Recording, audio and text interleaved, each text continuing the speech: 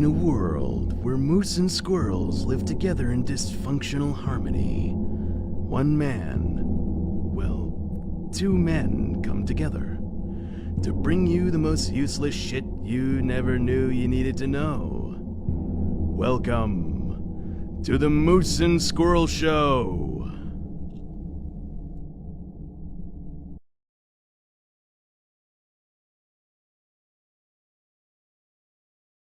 The camera's wobbled. Oh, are you in? Yeah, enough of me, Zen. You can see my ugly mug. Hey now, Moose and fucking Squirrel. We live? Episode 30, bitch. All right. Everything sucks. 30 times we've done this. 30. Wow, it seems like only yesterday. Jeez. Back in the day, when we were on Moose and Squirrel Show. Back in the day, it was much lighter out when it's nighttime. Pretty soon we're going to be going old school, and we're going to do this out in the studio again. Oh, my spine's shivering. I hate that phrase, old school. It's old school. Old school. I was watching a demolition company one day. I was sitting there taking a lunch break, and I was watching a demolition company knock down an old schoolhouse. And I was like, look, they're breaking it down old school. And then they're breaking down an old school. Took a nap and tried to reevaluate my standing in life. Hello, Carrie. Thank you for joining us. Hey, what's going on? Cheers. It's almost like spring-like outside. Yeah. Almost. It is. It's chap lip weather. Yeah, which lips? All both of them. All both of them. Southmouth. It's chap lip weather where you wake up in the morning, it's 30 degrees, and then you come home in the afternoon and it's 75. That's New England for you. Mm-hmm. So, what's going on? We had a fun practice last night because I hate the word jam. Jam. It's not a practice, it's a rehearsal. It's a rehearsal. What you do at home is practice. What we do here is rehearsing. You practice the songs, we rehearse playing them together. Makes sense, but we don't jam them. No, we do not jam Nope, them. because when people say that's my jam, it's like, no, you got one jam. You got one jam. They say it to every song. Yep, that's my jam. That's my jam. This is my jam. This is my jam. No, that's my jelly. And that would be another thing that I hate. People who say, that's my jam. Yeah. Yeah, and it's usually some 47-year-old woman listening to fucking Vanilla Ice. Vanilla Ice. That's my jam, yo. Yeah, you're trying to redo your childhood or your teenage years or whatever they say. Trying to sound hip or cool. Hip to be square. It's hip to be square. Yes. It's always, that comes around. I mean, a broken clock is right twice a day, right? Yeah, at least. And sometimes at night. I wear my son's glasses at night. Because he has a prescription and I don't. All right, ice, baby. Whenever I want to see. Arthur Robbie Redden, afternoon, fellas. Robbie, thank you, brother. Billy Thompson. Suck it. Yeah, thanks for joining us. Spilly Billy. Try not to spill anything while you're on the show, please. Silly. We got some expensive equipment here. No spilling. Nice. Yeah, what Now we just break a hip. Yeah, old ladies like you break hips, not me. I'm not quite there yet. That's like a retired porn star. I've fallen and I can't get off. I've fallen and I can't get it up. I'll stop now. So I'm today, just getting warmed up. We've done tons of shows. Top 10, favorite this, favorite that, best here, best there. Oh, praised everybody. Yep. So we're done. We're not being nice anymore. Now we're going to tell you what we fucking hate, and it might be you. Today we're going. It's fucking opposite day, people. We're gonna shit on some things. Probably stuff you like. Yeah, and remember, this is all opinion. We're not the greatest people in the world. We're the second greatest people in the world. Who would be the greatest? That's episode 32. This is all opinion. Your results may vary. If you have an opinion lasting longer than 4 hours, go see a doctor. Yeah. We're gonna shit on some stuff. We're gonna talk about what. There you go. We're gonna talk about what pisses us off. Things we hate. Things that just rub us the wrong way, like a blind hooker. Things that you really got to hand it to them. Yes, and things that should just be flushed down the toilet. Exactly. And we're gonna go. Doug Flood's the greatest. Derry Doug. Thanks for joining us, Councilman. Thanks for joining us, Doug. So we're gonna hit a list of we're gonna talk about movies that suck and actors that suck. we're also going to talk about the types of people that we hate. So it's not just an anti-top 10 where we're not going to just have least favorite movie, least favorite actor, least favorite car, because that's all stuff that we've done where we've said what our favorites are. So you could figure what the other side is. But we're also going to talk about types of people. So we're kind of like splitting it in half here. The first half is going to be the list of the 10 things, 10 movies, 10 actors, 10 blah blah blah that we hate. And obviously, you and I will have a difference of opinion on there, I'm sure, because I know you like pineapple on pizza, and everybody would venture to guess simply that that would be on the list, and it absolutely is. But then we're just going to talk about people that we hate and sayings that we hate, and just tune in. You're gonna love that. We're just gonna hate. It's pretty funny saying we're gonna talk about people that we hate. That's a good setup. Yes, that makes for great radio. This might be you. So I hate saying "so," which I say a lot, and I keep trying to get myself. It sounds like we're gonna be hurling racial slurs. Is what I'm saying. Yes, we might be.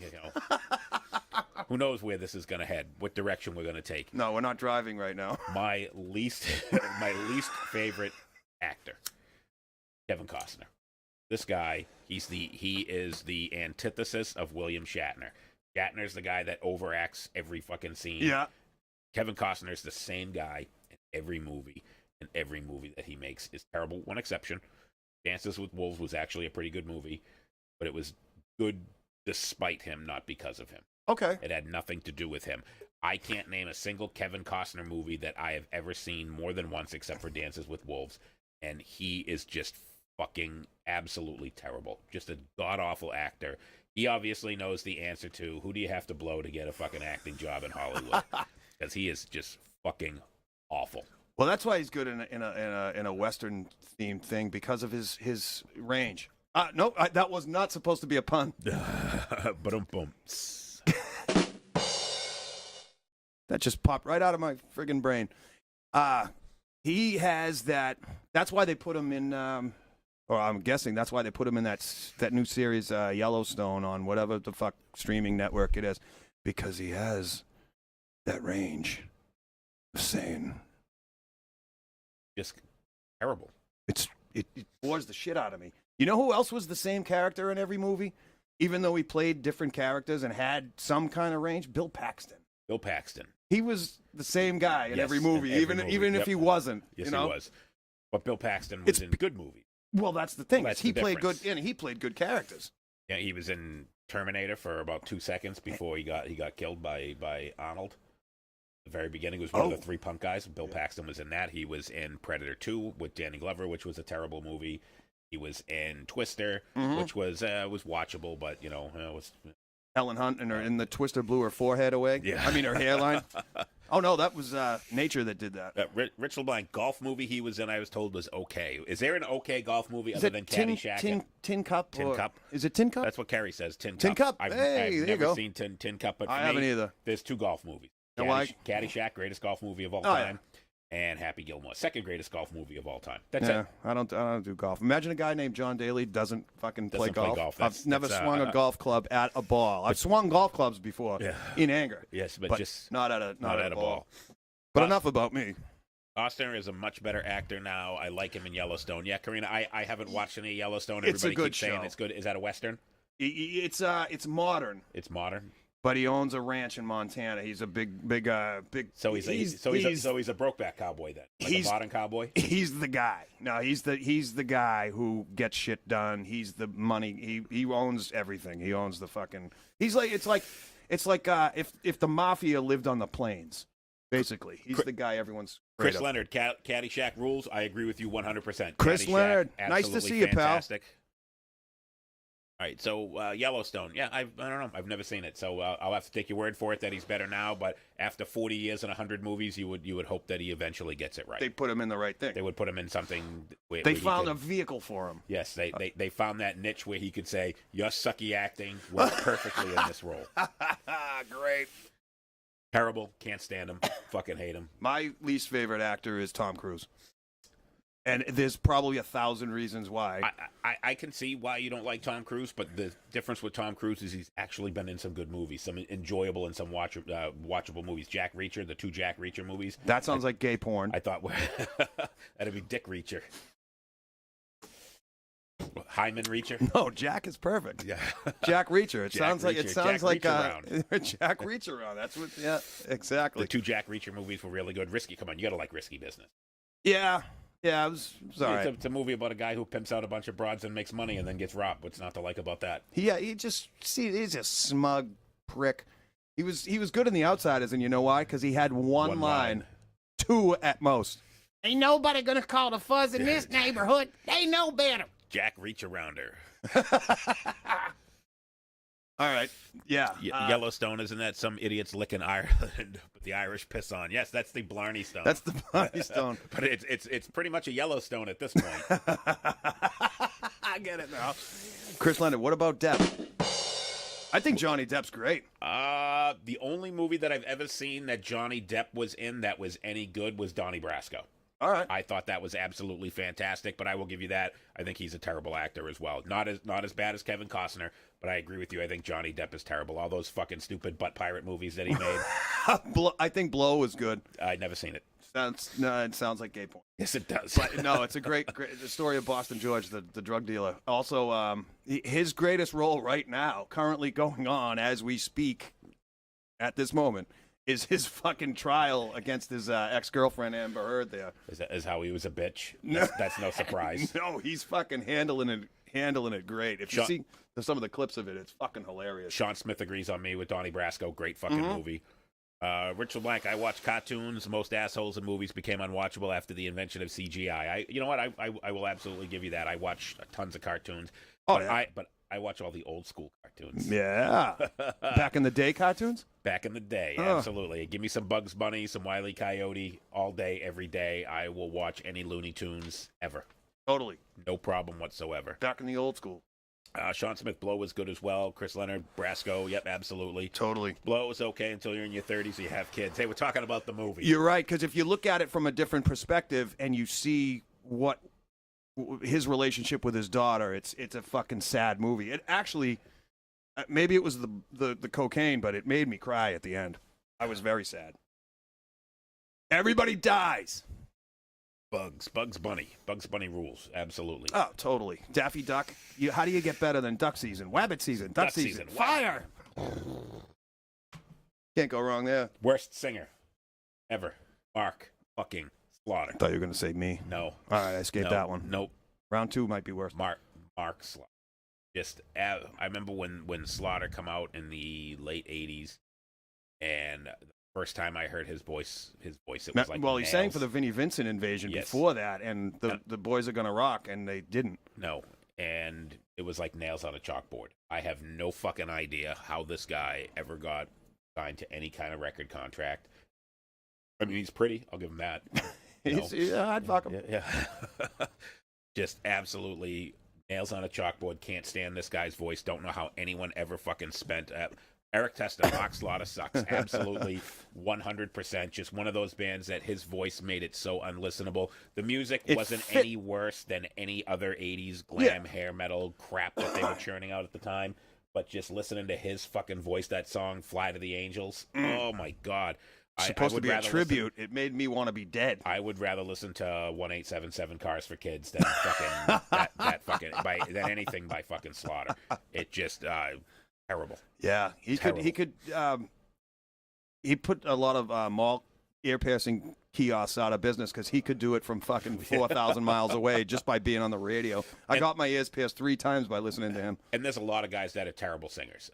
Bob Dylan, god awful. Great music. Love Bob Dylan. Love Bob Dylan, but you got to admit that he's a terrible singer. Tom Petty, the 2 of them, just awful. They're just awful voices, but unique enough that, and it wasn't ear piercing. Yeah. It was just bad. But the music, I think, made up for it with those guys, where Mark Slaughter just played terrible music and was a terrible singer. It was just terrible. I have to say, I have 10,000 favorite male singers. My least favorite, and now let me put this into some kind of context. At work, I don't have a Bluetooth radio. You know, I can't listen to what I want to. So if I want any kind of entertainment, I'm pretty much forced to listen to, regular radio stations. Lawrence The Welk. voice, I would rather listen to Lawrence Welk. The voice, the male voice that bugs me the most, Billy Joel. Yeah, Billy Joel, really? Yeah, See, it does. The way he enunciates words, the way I is what I think of Billy Joel. I'm not saying he's not great. If I had to narrow down It's grating on 10 you. singers, and Elton John is pulling up the rear to. He's a close. I'm sure he is right about now. Sir Elton is pulling up a close second. For some reason, it just bugs the shit out of me. And that's what this whole episode's about: is things that bother you, things that get under your skin, things you fucking wish. I enjoy both Billy Joel and Elton John. Never bothered me either. And in fact, Billy Joel was, I was always the thrash metal guy, and Eric Tester's on, and he can attest to this.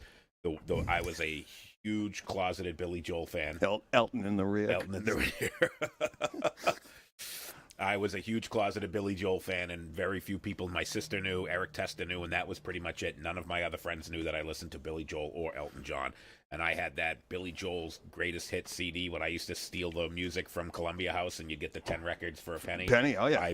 I would always get the Elton John's Greatest Hits and the Billy Joel's Greatest Hits, and then once the tape player ate my cassette or the CD got too scratched, you would go in and do it again and have 10 more CDs sent to you, and I would always get those. It was just very enjoyable. I always enjoyed listening to it outside of thrash metal. Carrie Ann, I am closeted. Yeah, that's it. That's me. Well, I like I said, if you gave me 10 of the best selling singers, male singers of all time, and said which one's your least favorite out of this, not which one is the most, which one has no talent. That's not what I'm saying. I think he's a great songwriter, and here's the clinker on this one. I never said I don't shut him off. A band I will shut off. So maybe I can make an addendum to this. Fucking Anthony Kiedis from the Red Hot Silly Peckers. Yes. I can't stand. I bought Mother's Milk, and we've talked about the Chili Peppers before. I bought Mother's Milk and thought it was great, mostly because of Higher Ground, the cover tune. That was fantastic. And that was fucking awesome. Yeah. I still love it, and I can still listen to that song. But that song Knock Me Down, we were talking about that, about how much we enjoyed that back in the day, and you had brought it up, and you even said you went back in and you listened to it again, and you were just like... Knock Me Down, I thought was a great song. And everything is also timing and where you were at the time and everything. And I look back and I'm like, that was 89. It was cool in 89. Yeah, and I look anymore. back and go, nah, it doesn't hold up. Billy Joel, Chris Leonard. Billy Joel is into metal. I did not know that Billy Joel was a metalhead. I know that Donny Osmond's a metalhead. There's tons of pictures of him with James Hetfield. Donny Osmond and James Hetfield are best buddies, but I didn't know that Billy Joel was into metal. But that would make sense as to why I listen to his music. I'll tell you a nice thing about Billy Joel. He leaves the 3 front rows of his concerts empty. Won't sell tickets. He won't sell tickets because of industry people. Yeah, all the corporate assholes. The corporate assholes buy them up, but in scores across the country, or wherever he's doing his, say, Madison Square Garden, and they sit there in suits with their hands folded, watching the thing. And he'll invite people from the very back of the building, people who are to his come fans. up, and they fucking go wild, and it turns out to be the best night of their life. I'm just saying, his voice gets under my skin sometimes. I don't like moving out. I don't want to hear a fucking. It sounds like a guy doing a TikTok food review on fucking on Instagram or some shit. Like, go scratch your ass. I don't want to hear. I want to see that on Instagram. I don't want to hear it in fucking rock music. That's all. I can understand that. All right, moving on. Worst comedian. Yeah, because I don't want to look at Mark Slaughter anymore. Definitely not. Well, we'll get someone just as ugly as Mark Slaughter. Amy Schumer. I like worst comedian. Her whole fucking shtick, and it's been this way from the beginning.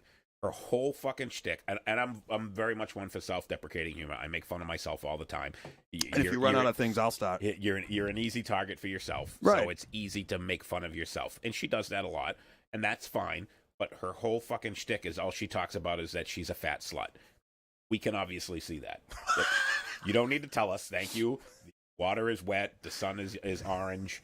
You're a fat slut. We get it. It's not funny anymore. It was funny maybe the first couple times you made the joke, but your whole fucking shtick is just what I'm a fat slut. I'm a fat slut. Oh, well, great. So isn't Lisa Lampanelli. Fucking move on. Have something a little bit more original. Yeah. And stop fucking beating people up with the fucking same jokes over and over and over. Yeah. It's fucking tired. I fucking don't know how. Again, another person that knows the answer to the question: whose dick do you have to suck to get a fucking stand-up show on HBO? Kevin Costner. She must know that. Oh, my least favorite comedian. That idiot Chuck Schumer's niece. Really?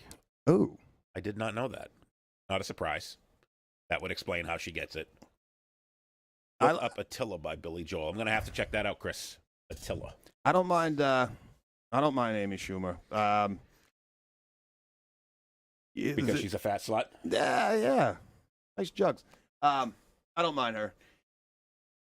My least favorite comedian is that fucking idiot with the puppets, Jeff Dunham. Jeff Dunham. Oh. And it's a tie. It's two Jeff ties. Jeff Foxworthy. Yep. Jeff Foxworthy. He appeals to the lowest common denominator of society. He's another guy that's been doing the fucking same shtick. He's like, I'm a redneck, and that's his whole shtick. It's been his whole shtick. The guy's a fucking billionaire from it. You know why? He's a billionaire. When he got out of college, he landed a job making fucking 6 figures a year. His dad was the CEO of the company. That's no surprise. Yeah. But he's still guy's a billionaire.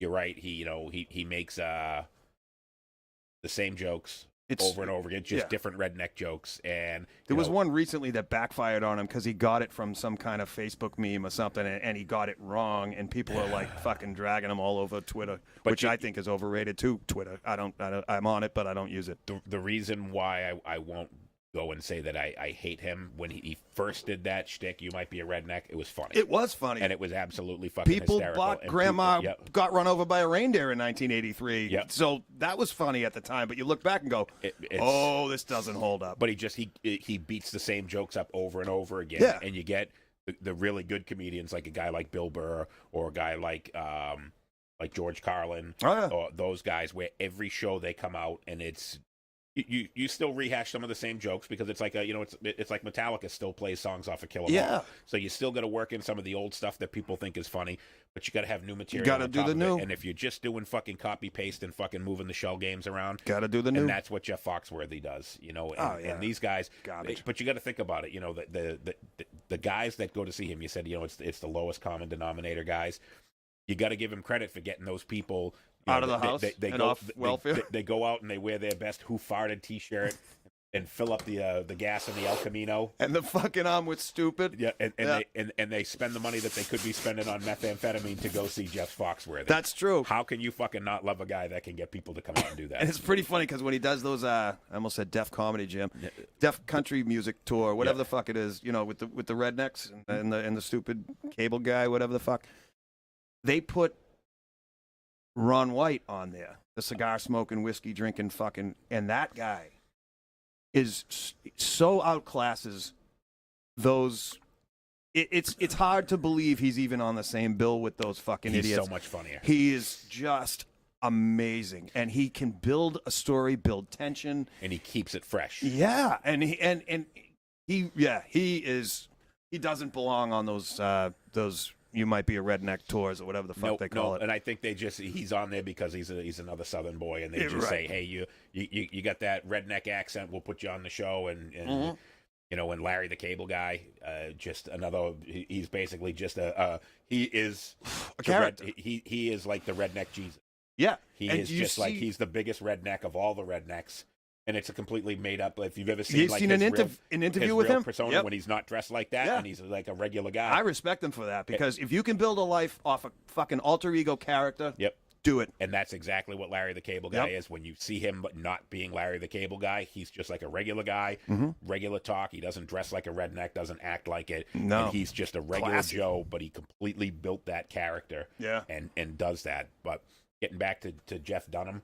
And he got, you expect to see that guy on the show with, hey, why don't you have a seat right over here? Yeah. To Catch a Predator, guy playing with puppets, talking to kids. Yeah, that's and again, the appealing to the lowest common denominator of society.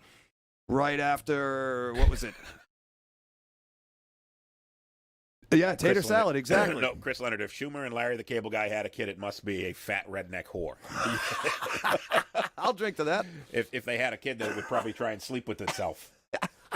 When Jeff Dunham did this is where I lost. I was like, because when he first started on like the old shows like Evening at the Improv on A&E and all that shit, it was like he was a funny guy. Yep. And he did some original stuff with the puppets and whatnot. But after 9/11, he did the Ahmed, the dead terrorist. I'm like, stop. You stop pandering to people's fears and people's fucking bigotry and all that other shit. It was like, it wasn't not funny like, ooh, I'm offended. It was like, dude, get a fucking Low-hanging fruit. Low-hanging fruit. It's too obvious. Thank you. Low-hanging too obvious, fruit. Too easy. Low-hanging fruit. It's like Amy Schumer making fun of herself for being a fat slut. It's too easy. Mm-hmm. Low-hanging fruit.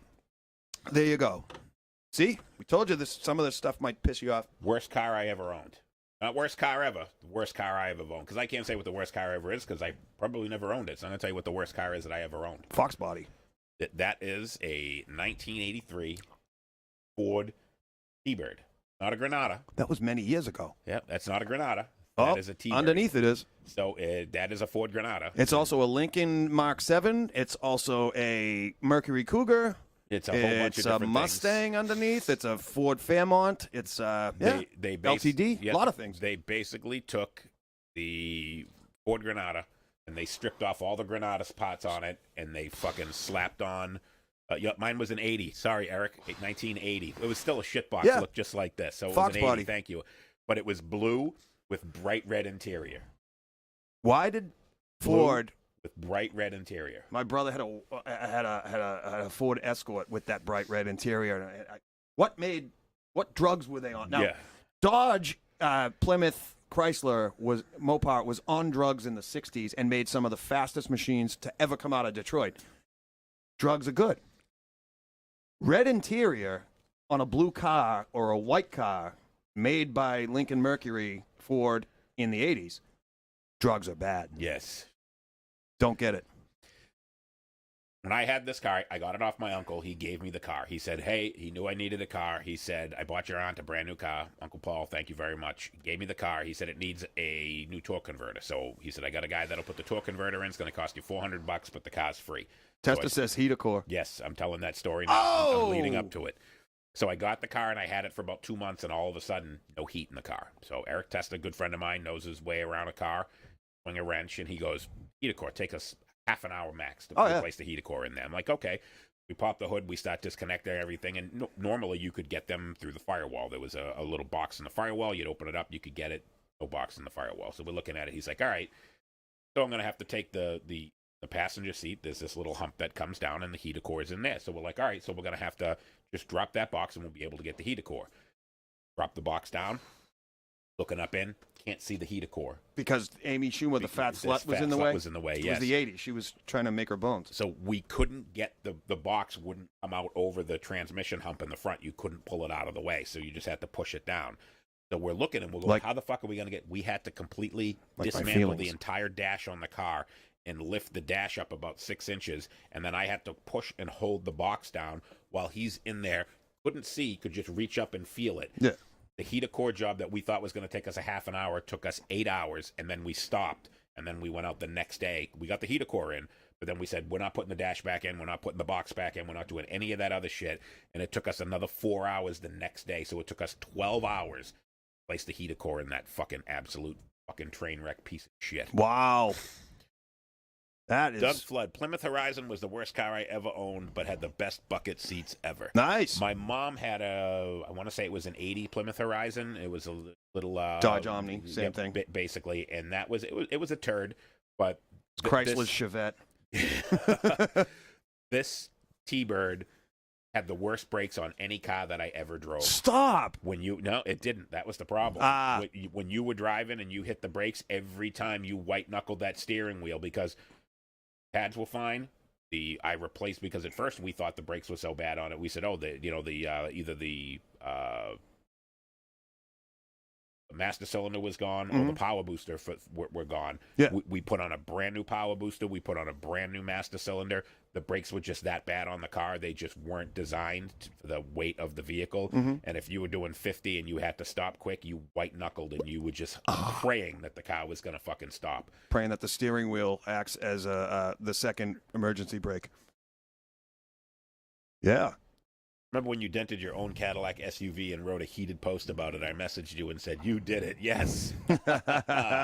Hey, you know what? Sometimes my temper gets the best of me, too. But I love that Cadillac. Every Cadillac I've ever owned. Rich is talking about my 2004 Cadillac SRX. Love that car. That's the one that got crushed in the ice storm. Oh. Love that fucking car. You just got saved, a tree saved your most recent vehicle right now. Yep. This morning I posted a video on my personal page about... it was about an 18-foot branch fell down out of the tree in my driveway and landed straight up and down and punched a hole probably 12, 14 inches into the ground. And if you look where it had fallen and it leaned up against the tree, and if it hadn't leaned up against the tree, it would have fallen and landed right on my car, and I would have had another car in my driveway smashed because of it. Ugh. It's not Mid-70s even to the late 80s were the dark ages for cars. Yeah, that was when the government went in and said all cars had to have no horsepower and be good on gas. Yeah, catalytic converters. Yep. The gas crisis in the early 70s contributed to that. And it sucked the life out of everything. There were. Oh, yeah. I would say from like 73 was probably the last good year for any powerful cars. And from 73 to probably mid-90s, the cars were just terrible. The Colonnade GM years with the Chevelles, although Eric Testa had a nice 73 Chevelle. Eric, what year was the Booger Wagon? Was that a 76? He had a green Malibu station wagon that was an 8-cylinder running on 6 cylinders. That we crashed into a snowbank and couldn't get out. My least favorite vehicle I've owned, or the worst vehicle, I should say. It was fun to drive. 77 Booger Wagon. Keep going. 85 Chevy Blazer 4x4, the S10 Blazer, the small S10, one. Yep. I bought it from a body shop in Peabody, which don't ever buy a pretty-looking vehicle from a body shop.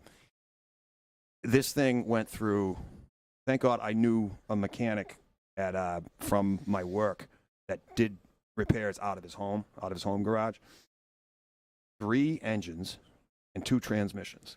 And after that, I said, time for this thing to fucking... Once it was back up and running for the third time, I said, this has to go. Once they started computerizing all the cars and put in all the sensors and the fuel injection, every fucking car had fucking tons of problems. We didn't know whether it was a foreign car, American car. Just so many fucking problems on all those cars because they really didn't know what they were doing. They were trying to computerize it. Yeah. They were basically doing what Bill Gates does with fucking all of his products. They send it out and say, tell me what's wrong with it. We'll fix it. Yeah.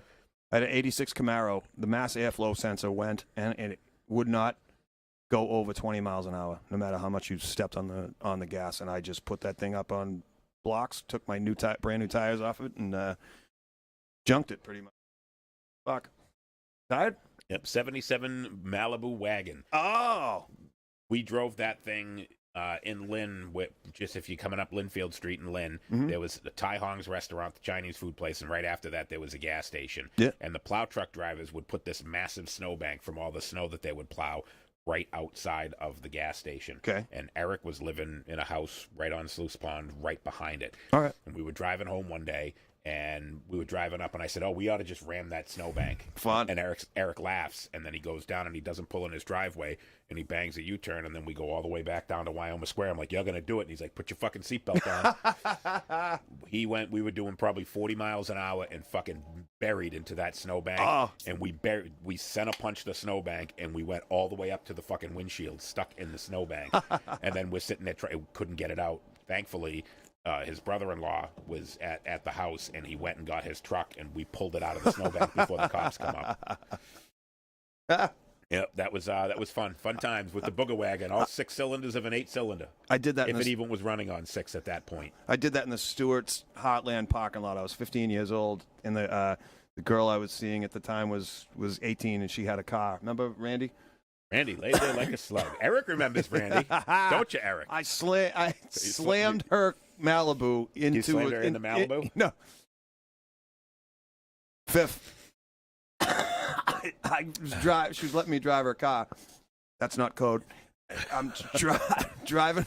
I was just doing donuts and just fucking around and slamming the car into snowbanks, and she just didn't give a shit. Eric, no comment. That must be how cute and beautiful I am, that she didn't care that I was basically destroying her car in front of her very eyes. Trainee drop.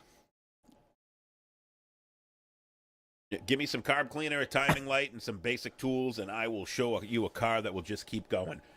Anything from 73 back, probably even anything from 79 back, where there was no computers on anything, and that's just, you could work on anything, you could do it yourself. I had a 79 Cutlass, the gutless Cutlass. Talk about that. I put probably 7 starters in that car because it had a chip in the flywheel, and it would eat starters. I got so good at replacing the starter in that car that I didn't even have to put the car up on a jack. I could lay down on the car right beside it, blindly just reach up with my hand, find the nut and screw that I had to do right there from the side of the road. I remember my dad watching me one day. He's like, "What are you doing?" I'm like, "Replacing the starter." He's like, "Jack it up and take the wheel off." I'm like, "Don't have to." And he's like, "Yeah, you do." I'm like, "No, I don't." And he stood there and watched me in 15 minutes take the old starter out of the car, put it down, reach over, put the solenoid screw back on the starter, push it back up into place, put the 2 bolts back in, hook the battery back up, and fire the car back up. Love the old cars. So easy to work on. But this thing here, this fucking 80 or 83, I can't remember. Eric says it was an 80. T-Bird, worst fucking car. It was the ugliest car I ever owned, and it was underpowered, but once it got going, the brakes sucked on it. The heater core was a nightmare to fucking replace. Just absolutely fucking terrible. Hated that fucking car. Was the only non-Oldsmobile that I owned back then. It was because my uncle gave it to me because I needed a car, so it kind of saved my ass for about a year or two before I finally ended up selling it and buying another Cutlass. Computers come out in 82. Took them 10 to 12 years to get most of the kinks out. Doug, that is correct. That is when they started putting the fuel in. Every car had fuel injection. There were no more carburetors, and everything was just an absolute fucking nightmare to work on. It was all guesswork. Pain in the ass. 6-cylinder fire chickens were a bummer. Nicest thing on an 80s sports car was the T-tops. Yes, Rich, no doubt about it. Yep. All those cars, they were all flash, no gas. They looked like they were supposed to be fast, but none of them were, with very few exceptions.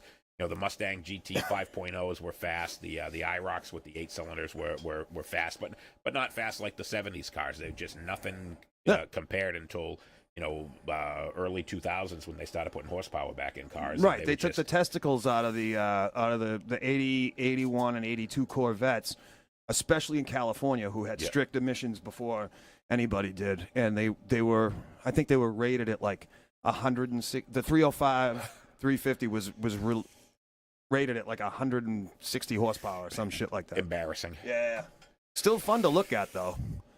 Worst sequel to a movie. Worst sequel to a movie. So I want to throw I up. was 6 years old. When Grand National is a big first, exception. Yep, Grand National. Yeah, somebody said that. Richard Blank, Grand National, absolutely. The exception to the rule. Movies. Worst sequel to a movie. Grease 2. I was Grease 6 or also. 7 years old. Either 6 or 7 years old, and my parents took us to the drive-in in Middleton, and we saw Grease. And I remember nice. It was either the night it came out or the week that it came out. We went and saw it as a family, and absolutely loved the movie. It's one of those movies that's like that guilty pleasure. When it comes on, I stop and watch. It's fantastic. So love it. Marty Awesome. Maraschino, come on now. Awesome fucking movie, and I loved it. And How then about- when Grease 2 come out, I was like, "Ooh yeah, sequel to this movie. This is gonna be awesome." You want a cool rider? Toilet farts. Yeah, what a fucking terrible movie this was. sucked. It was basically very unoriginal. It was the same fucking story that they told in the first one, and you know it had some big name actors in it. It had Adrian Zmed. It had Where's the big name actors? Michelle Pfeiffer. Michelle Pfeiffer. You said Adrian Zemed. Adrian Zmed. Come on, Big he name was in actors. fucking T.J. Hooker. Yes, come on, man. Yes. Adrian Zmed. He was. No, I liked him. I liked him. And Christopher McDonald. Christopher McDonald is Shooter McGavin. from fucking Hell from yeah. Happy Gilmore was in Grease too. Yep. But this movie was just everything about it was awful. It was everything terrible. was bad. Yep. And it was so disappointing after seeing the first one. Yep. And I had to think long and hard about this. Is what was the second? The only other movie that I was thinking about putting up was the second Independence Day. I didn't even see So the the first one. one had Will Smith in it. Ugh. The second one did not have him in it. They couldn't get him back in the movie, and it was They sent him to his auntie and uncle in Bel Air. Exactly. All right. And it was so fucking bad. Kerry, you like Grease too? That's pretty bad. Not sure what's worse than Jason Takes Manhattan or Jason in Space. I will say absolutely. Aren't those Muppet movies? Yeah. Jason in Space was actually kind of funny, but it was supposed to be a horror movie, but it was more funny than it was a horror movie, so I will definitely give you that. They're both fucking terrible. Jason Takes Manhattan was awful because the movie's an hour and a half long and only the last 10 minutes is in Manhattan, so it's like, all right, you expected it to be the whole movie was in Manhattan. Love Manhattan. But the first hour of the movie takes place on a boat ride from Pennsylvania to Manhattan, and then the rest of the last 20 minutes of the movie is in Manhattan, and it's goofy and fucking stupid. But all of those movies at that point, Jason Goes to Hell, when it wasn't really Jason and it was his soul was possessing everybody else and turning them into Jason, that was equally as fucking stupid. So really that whole genre just kind of fell off the face of the earth at Jason that point. Goes to 7-Eleven. Becky says Jason Takes Manhattan is her favorite. Man, that's bad. That's bad. Bad. It's funny, though. Yeah, I'm out in this conversation. Best tits in a movie, hands down. Are you talking about Jason Voorhees, or are you talking about Michelle Pfeiffer? What are you talking about, Rich? Tits are amazeballs. Then you Yes. get started We getting chicks' shirts off. It's like, oh, movie tits and people tits are different.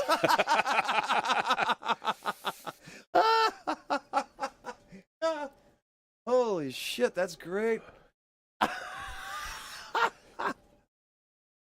She also says, I'm a fuck twat. Everybody knows I'm a fuck twat. Yes, that would be a correct answer. That's nobody's surprise. I should say Jason 7 because it was my first date with Danielle. Nice. But yeah, this is how. What's the worst sequel you've ever seen? Worse than Grease 2. Is there something worse than The Grease 2? Empire Strikes Back.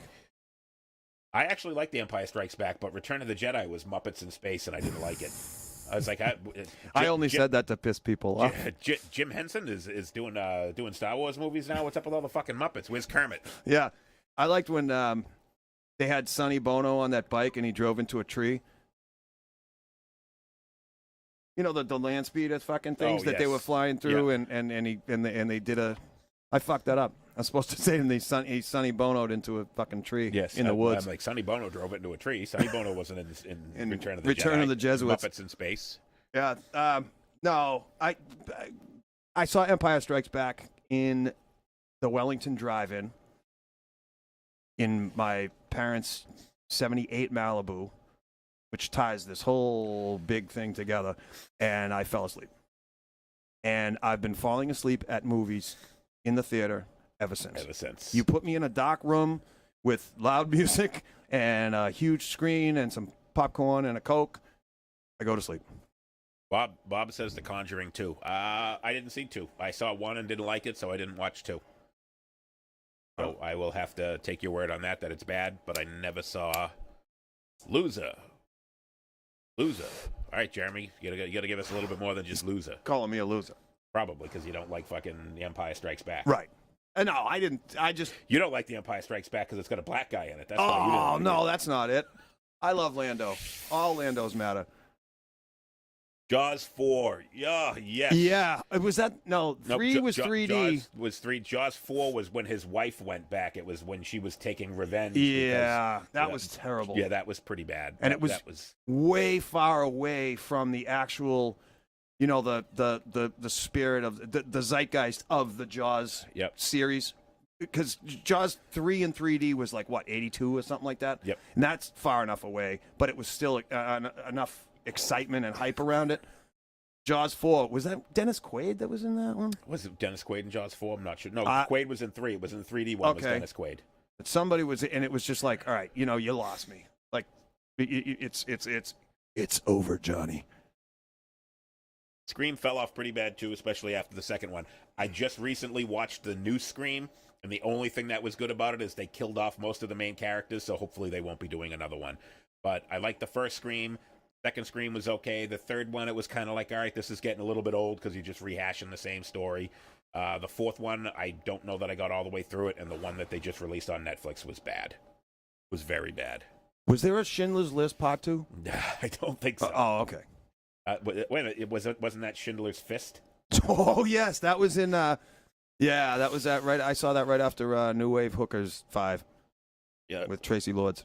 Yeah, Becky says the last two are practically the same movie with just the different people. Exactly. Yeah. They basically just redid the same exact thing. Like Jurassic Park has to stop that franchise too. Every franchise has to stop now. I mean, come on. You got, and we just talked about this with the comedians. Stop fucking rehashing the same shit over and over again. Mm-hmm. Come up with some original ideas. Stop rehashing the same stuff. And I say that as someone who's a huge fan of the Saw movies, and I like watching people get tortured to death. I know I'm a fucking I'm completely fucked in the head. I never saw Saw. But you never saw Saw? Never saw Saw. Awesome movies. But if you don't like torture porn, you like Saw. It's basically people getting put in traps and have to free themselves, and if they don't, they die. Absolutely loved those movies. I love the Friday the 13th. Halloween is one of the ones that I'm glad it's coming to an end, because when they redid the one, they got 3 new Halloween movies that came out. The first one that came out when they brought Jamie Lee Curtis back, that one I thought was awesome. When they captured him in the end in the basement and set him on fire, I thought that was awesome. The start of the second one I thought was pretty good, and then it just got so milquetoast, mediocre, lukewarm, and then the ending was just absolutely fucking stupid. And now there's one more coming out, and I hope they redeem themselves with the last one, because the second one was pretty bad. Yeah, we did that on episode 11 with Doc Mock. Now they make dramatic documentaries. Is that the one with Lorena Bobbitt and John Wayne Bobbitt in it? Is that Frankenhooker? Oh, that was Frankenpenis. I'm sorry. Frankenpenis. That was Frankenpenis. That was after they reattached it. Yes. The last Jurassic sucked.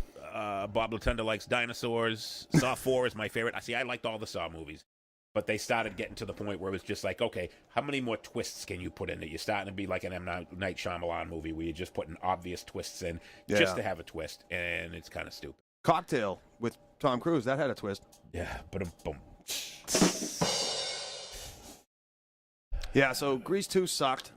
Grease, the first original Grease was fucking awesome. Supposedly the next one is the last. Yes, Becky, the next one is supposed to be Halloween Ends. It's already been filmed. And it was supposed to have been released last year, but because COVID, they pushed it out. So it's already been filmed and just like under like super top secret release, and they haven't released any of it, not even who's in it. But that's another one where the one before, they killed off most of the characters, so there's not many people left. All right. But it's supposed to be the last one, but we've heard this so many times before. 10 years from now, they'll be remaking it again.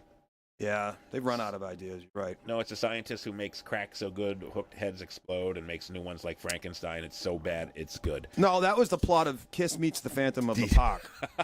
All right, Rich, I'm going to give that one a watch. We're going to see if it's as bad as you say. Thanks, everyone, for tuning in. Nope. As always. We're not done yet. Oh, no, I'm not signing off. Hell no. I'm just getting warmed up. Just getting warmed up. Worst condiment ever. Ooh. You should all know this one was coming. That was a joke. Get it? Mayonnaise. Terrible. Mayonnaise. Mayo. Disgusting. Real men don't eat creamy white stuff. Oh. Period. End of list. I don't like sentences that start out with real men don't. I know you don't. That's why I said it. I gotta say this. I like big butts, and I cannot lie. You other brothers can't deny. For a great low rate you can get online, go to the General and save some time. I like on a chicken sandwich with lettuce and just mayo on the bread. Ugh, Bob Latender eats mayo with a spoon. All right. That's gross. Testa, mayo is evil. I will say this, though, and I might have to throw in my my roast beef North Shore fucking card. The roast beef 3-way, sauce, cheese, mayo. I can't do mayo on a roast beef. It's got to be sauce and cheese or horseradish. Sauce and cheese. Sauce and cheese with a little horse. Fucking great. I can't do mayo. I can't do the 3-way on a roast beef sandwich. I think it ruins it. But I like real men do whatever the fuck they want and don't give a fuck what people think. Thank you. Jeremy Cook says pickles are nasty. I like pickles. Becky says mayo is gross. Get a clip of me saying agree. I like pickles. Kerry likes horse. Horse what though, Kerry? Horse pickles. Horse pickles. That's what Kerry likes. Horse pickles. Horse is good. Get a super horse. Bob doesn't eat mayo with a spoon, but he will lick the knife. When Yeah. I worked at the cabaret, there was a bouncer that worked there, Donnie Dixon, worked the door with me, and he would order a double order of French fries, and when he would say, wave to me when they're ready, and I would wave, and he would come back, and he would say, step out of the kitchen, and he would take the little ramekins, and he would fill like 4 of them up with mayonnaise. He wouldn't even ask me. He'd make me leave the kitchen because he know how much I hated mayonnaise. Pardon me. And he would go in, and he would put 4 of those ramekins full of mayo, and then he would put them in the basket of French fries and sit at the front door. And then he would look at me from the front door and dip the French fry into the mayonnaise and lick the mayonnaise off the French fry. And I was just like, Is that what those things are called? I thought that was an Islamic holiday. The ramekins. the ramekins? No, Yeah. That's the ramadans. Oh, what? Wait, Ramekin, the little cups that Yeah. you get with like the ketchup or the stuff on. It's called a ramekin. That wasn't Nope. an 80s No. cartoon for little kids? No, The nope. ramekins? Nope, not the ramekins. Ah, nope. shit. I never knew that those things had a name. I always called them the little cups I steal from the 99. Yep, those are ramekins. Ah, ramekin. That's what they're called. Nice. Becky just threw up in her mouth a little bit. Yes, he would not make me because he knew anyone that came into the cabaret and they would ask for mayo on their sandwich, Yeah. I would say, sorry, we don't have any. I refuse to go anywhere near the cabinet that I had it would in it. not I had even nothing. think about ordering mayo Yeah, in the from- cabaret. I don't even want Hold on, to. let me go make some for you. I didn't even want to touch the fucking faucet in the men's room at the cabaret, let alone eat the mayo from there. Fuck that. Bob will not eat mayonnaise on a French fries, but you'll lick it off of a knife, but you won't eat it on a French fry. I will say, dipping French fries into tartar sauce when you have a That's seafood mayonnaise plate. and pickles. It's Great. mayo and pickles. It's just as I bad. love it. Love it. Love Mayo it. and pickles. And I speaking love it. speaking of stuff that doesn't belong, that's not edible, pineapple on pizza. Oh, come on now. Terrible. Oh, Fucking terrible. This is how do you blasphemy. live with yourself? I live with myself by not eating mayonnaise and not putting pineapple on fucking pizza. Mayonnaise, pineapple, pickle on pizza. No. Ever have a Big Mac pizza? Ooh, pickles, Big Mac Two sauce. all-beef patty, special sauce, lettuce, cheese, pickles, onions on a pizza. On a pizza. Damn good. Yeah, I'm not in this camp. I'm in the other one. I love pineapple. And I love pizza, but I love just. a pineapple on a pizza. But you know, I know people who put either orange juice or pineapple juice when they make their tomato sauce, when they make their pasta sauce, they put it in okay, there. a little citrus, And a I little think sweeten it up. And that's people who don't know how to make pasta sauce Yeah. because it takes the bitterness away. All you got to do is put a couple fucking bay leaves in the fucking thing. That and or use fresh tomatoes and don't use fucking canned, and then you don't have to worry about it at all. You don't have to put anything to fucking sweeten. you know what my mother taught me how making tomato sauce. You throw a couple of potatoes in there. It sucks out the acid. That's a fact. Bob Kraus, when I was in Japan, what looked like cheese was mayo. Gross. Ooh. Ugh. Oh yeah. Ugh. I think you're getting a tub of sherbet or sour cream or something like that. And you're Yeah. like, oh, this taco's gonna be great. Now you just slathered it in fucking Mayonnaise. Yeah. condiment jizz. You do not need to put sugar to take out the acid. That's what the bay leaves are for. Learn Or- how to cook. I thought you were fucking supposed to be Italian. Or a potato. Forget about it. Hey, I have to be in the mood for a pineapple and ham pizza, but when I am, it's fucking delish. I'm with you. See, I will eat ham on a pizza, but I will not eat pineapple on a pizza. you It got- just makes no sense. Salty, sweet, and hot. I love a good old Hawaiian stuff. Sorry, Native American. So, What are they called? Bob, they put mayonnaise on pizza in Japan? Dude, it's no wonder they lost the war. Have you? Jesus. But there was a thing at Lisa's Pizza in Woburn called the BLT pizza, and they jizzed on that with some mayo on the top, or some. Yeah, it was fucking delicious. Corn and shrimp on mayo pizza at the Japanese World Series can confirm. Ugh. Shrimp on pizza is a no. Harikari. Corn on pizza, that's kind of a weird thing, but I wouldn't say no to corn on pizza, but it's kind of weird. Jeremy Cook just fucking flat out says it. Pineapple pizza's is gay.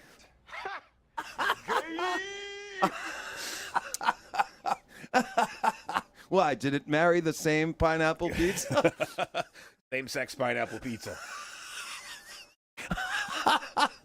Well, we're gonna do pizza tomorrow. I'm gonna order a fucking same-sex Can I get pizza. a same-sex pineapple pizza, please? All right, moving on. Oh boy! This was a tie. between the worst TV shows ever. Now, first of all, I think all TV shows suck. Very few exceptions.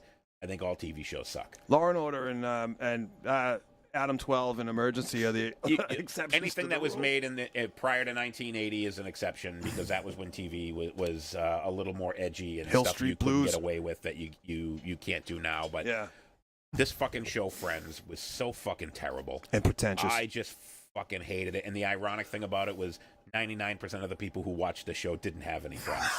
That's why they were home That's watching why they Friends. were home watching Friends. Just what a terrible show. Yeah, must see TV. My mom used to watch it. Sorry, Ma. And I just used to sit there and watch the show and be like, "What the fuck?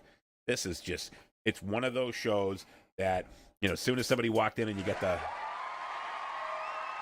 that piped in applause and they would start in with the skit.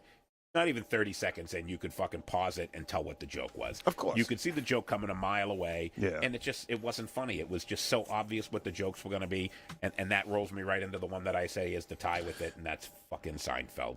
Just as dumb, stupid. And this is, I'll admit, I might have watched 2 episodes of Friends. I think I watched 3 of Seinfeld, because when I worked at Sylvania, 17 years in the office, and everybody was talking about, oh, did you watch Seinfeld last night? You watched Seinfeld? And I never did. And I was like, no, I have a life. I do other things. I don't sit around and watch the boob tube all day. Mm-hmm. So I finally broke down and said, all right, I got to watch the show because everybody watches it. I think I'm the only person in the office that doesn't. And I watched an episode, and I said, that just must have been a really bad episode. So I watched another. And I'm like, that was pretty much the same thing as the first one, and it was terrible. And then I watched the third, and I'm like, oh, I'm starting to see a pattern here. They all sucked. They were just stupid. Didn't like it. Didn't like the characters. It was just an absolutely fucking dumb show, and I am dumber for having watched 3 episodes of Seinfeld. I like the fact that it was different than anything on TV because I love Larry David. He was a writer on SNL and got fired. I don't know. He said the N-word or something. Yep. And- Yep, he did. And he created this with Jerry and they made it into definitely something original. It didn't I will give it use the formula of a story like the old Three's Company bullshit where somebody overhears Mr. Furley overhears somebody talking through a door and then it's and everything resolves itself in 30 minutes. But I tried so fucking hard to watch this show because I liked Jerry as a stand-up back in the 80s and early 90s, and it was lost on me. I got the fact it's the show about nothing. Yep. And I mean, they do an entire episode of I'm stuck in a parking garage, or this guy's parallel parking over here, and it's a whole argument about that, or the one tipping. The one that I saw was who's the short bald guy on the show? Jason Alexander. Okay, I saw one where he had a wallet that was like this fucking thick, and he was just talking about all the dumb shit that he had in his wallet. Yeah. And I'm just like, It looked like that. pretty much, yeah. And I'm just like, this really a 30-minute show about him having an overstuffed wallet. That's the absurdity of the show, which makes it, in my mind, it's pretty It was original. and smart and kind of, I don't want to say genius, but it had its moments. But I can't. I don't know. The best part of the show was the commercials in between. Oh. I watched Seinfeld for the commercials like women watch the Super Bowl for the commercials. Okay. That's about the only reason I would watch Seinfeld is what kind of commercials? Because I don't watch TV at this time of day. It's cartoons I've never seen. It's not all fucking lawyers and ambulance chasers on like when I watch Jerry Springer. And Guiding Light. Yeah. What's your favorite episode? The last one. The final one. But The one it when was. I mean, it's one of the most successful shows in the history of Oh, TV. yeah. People loved it, but I tried to watch it, and it's mindless entertainment. And I'm all for mindless entertainment, but I'd rather watch guys get strapped to a fucking a torture device and try and escape themselves from it. I think they should make that a real show. They should have Saw. It should be a game show, and people should go on it. But they should be some pretty robust prizes. If you're going to be strapped to something that might get cut in half by a guillotine. Yep. Bob Cross, that was the intent of the show. People would tune in to a show about nothing. Yeah. Yes. And because we could all, or I mean, the viewing public nationwide could relate that we're talking. Can you reach those? Yeah. Talking about a Sorry, unprofessionalism here. Yeah. I need caffeine. Get my caffeine. We're talking about like a perfect example. Do a whole show about. I something can't you drink in I soda. can't reach the it. Pepsi. Why can't you reach the Pepsi? The Pepsi's right there. Why aren't you getting the Pepsi? You know I can't reach the Pepsi. I'm too short to get the Pepsi. Yeah. It's too far out of my reach. Hey kid, why can't you get the Pepsi? Get the Pepsi. And that was that show. All right. Mike Muir. All I wanted was a Pepsi. All I wanted was a Pepsi. Wheel of Terrible. Torture would be awesome. Use pedophiles as contestants. I All would right. say, there we go. See, Jeremy, Yep. we're on the same page here. It's cut your nuts off round. Another crap show, Full House. Those shows there Yeah. were. I think those were more aimed at teenagers, Teenagers and and kids, kids, yeah. because they were always that you're going to learn a life lesson and a moral. If you were an adult watching that show, get a fucking life. But there's been that formula when you said something earlier about when the guy walks in, you know what the joke is going to be. Doug Flood. All I wanted was a Pepsi, and she wouldn't give it to me.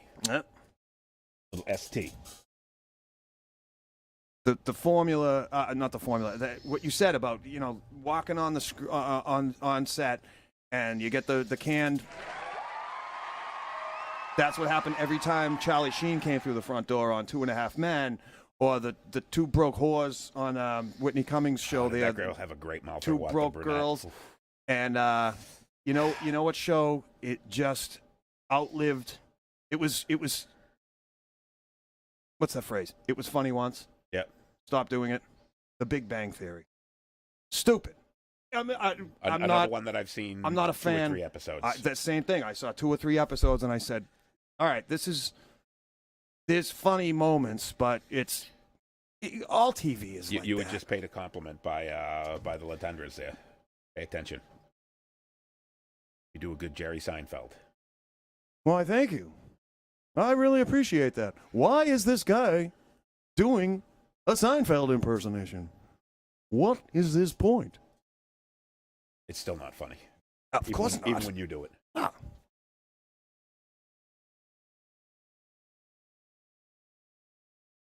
Becky's not blocked. She just posted another comment. What did she say that got her blocked? Uh-oh. But she's not blocked. She didn't get a pep? About cheese and mayo. She didn't get a Pepsi? I don't know. I don't see a copy of something about her Thanks, about cheese and Latendras. mayo, but she's back on. All right. She's back on. Maybe the comment got blocked. I got to find out because we had somebody when I did the trivia on Tuesday night. I had somebody that said it stopped them from commenting, so I got to find out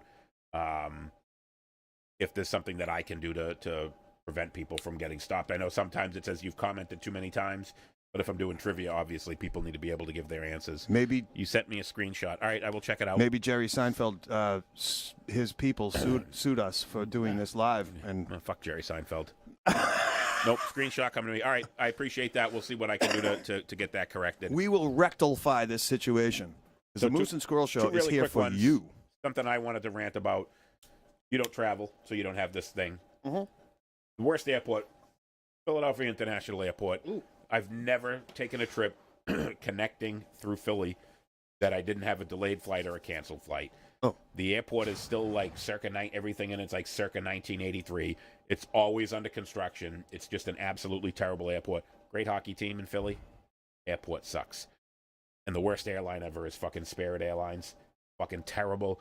Great cheap airline, but it's a 50-50 chance that they'll even have your flight going. Or a Hate 50-50 'em. chance they'll turn you into one. Yes, exactly.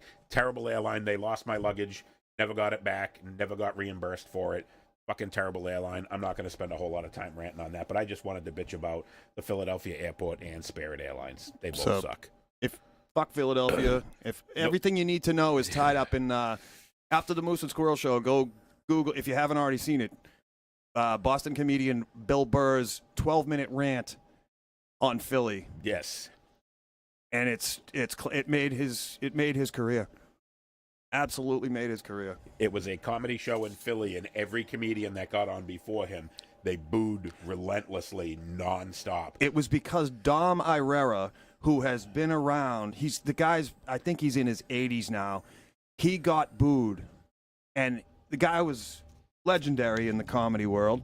And Bill Burr came out and he was like, what the fuck is going on with you fucking people? And he- You fucking sons of bitches. I got 12 minutes to do this, and I'm going to fucking start right now. All right, you one bridge having fucking stupid city. I hope you all get fucking cancer on your way through the parking lot, you scumbags. You got no fucking championship teams. Yeah, He just your fucking... greatest sports icon's a guy that doesn't even exist. You make a statue to a guy that doesn't even fucking exist. You fucks. Yeah, 12 minutes of just shitting all over the It was city of Philadelphia. It was awesome. It was so great. There's no video of it, but there is audio of it. You can find it on YouTube. Yeah.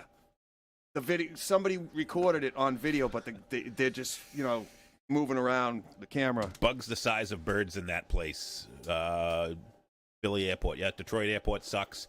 Detroit Airport sucks because it's like 3 miles long, and whenever you take a flight, your flight lands at gate 1, and then you're connecting flights at like gate 88, and you got to walk 2.5 miles to get to it. Fucking terrible. Now landing at gate I've 19. been stuck in Atlanta twice. See, usually when I fly to Atlanta, I'm flying into Atlanta or out of Atlanta, never connecting anywhere, and I love going to Atlanta. What's that? Hartsfield? Hartsfield, yep. Yeah. International. They'd And say that's the busiest in the country yes, right it now. is. Yep. Yeah. Yep. Worst I've been to is JFK. JFK. If you have to drive to an airport, either LaGuardia or JFK is awful because it's like a 4-hour drive. Doesn't from anywhere. It's a 4-hour drive minimum, and 2 terrible airports. The airports themselves are not bad. The air traffic in and out of there is pretty well controlled.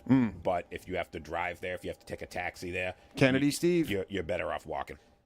Hate both of those airports, but like I said, I'm not going to spend a lot of time on it. All right. Now this is another 2-part one. I got my travel bitch out of the way.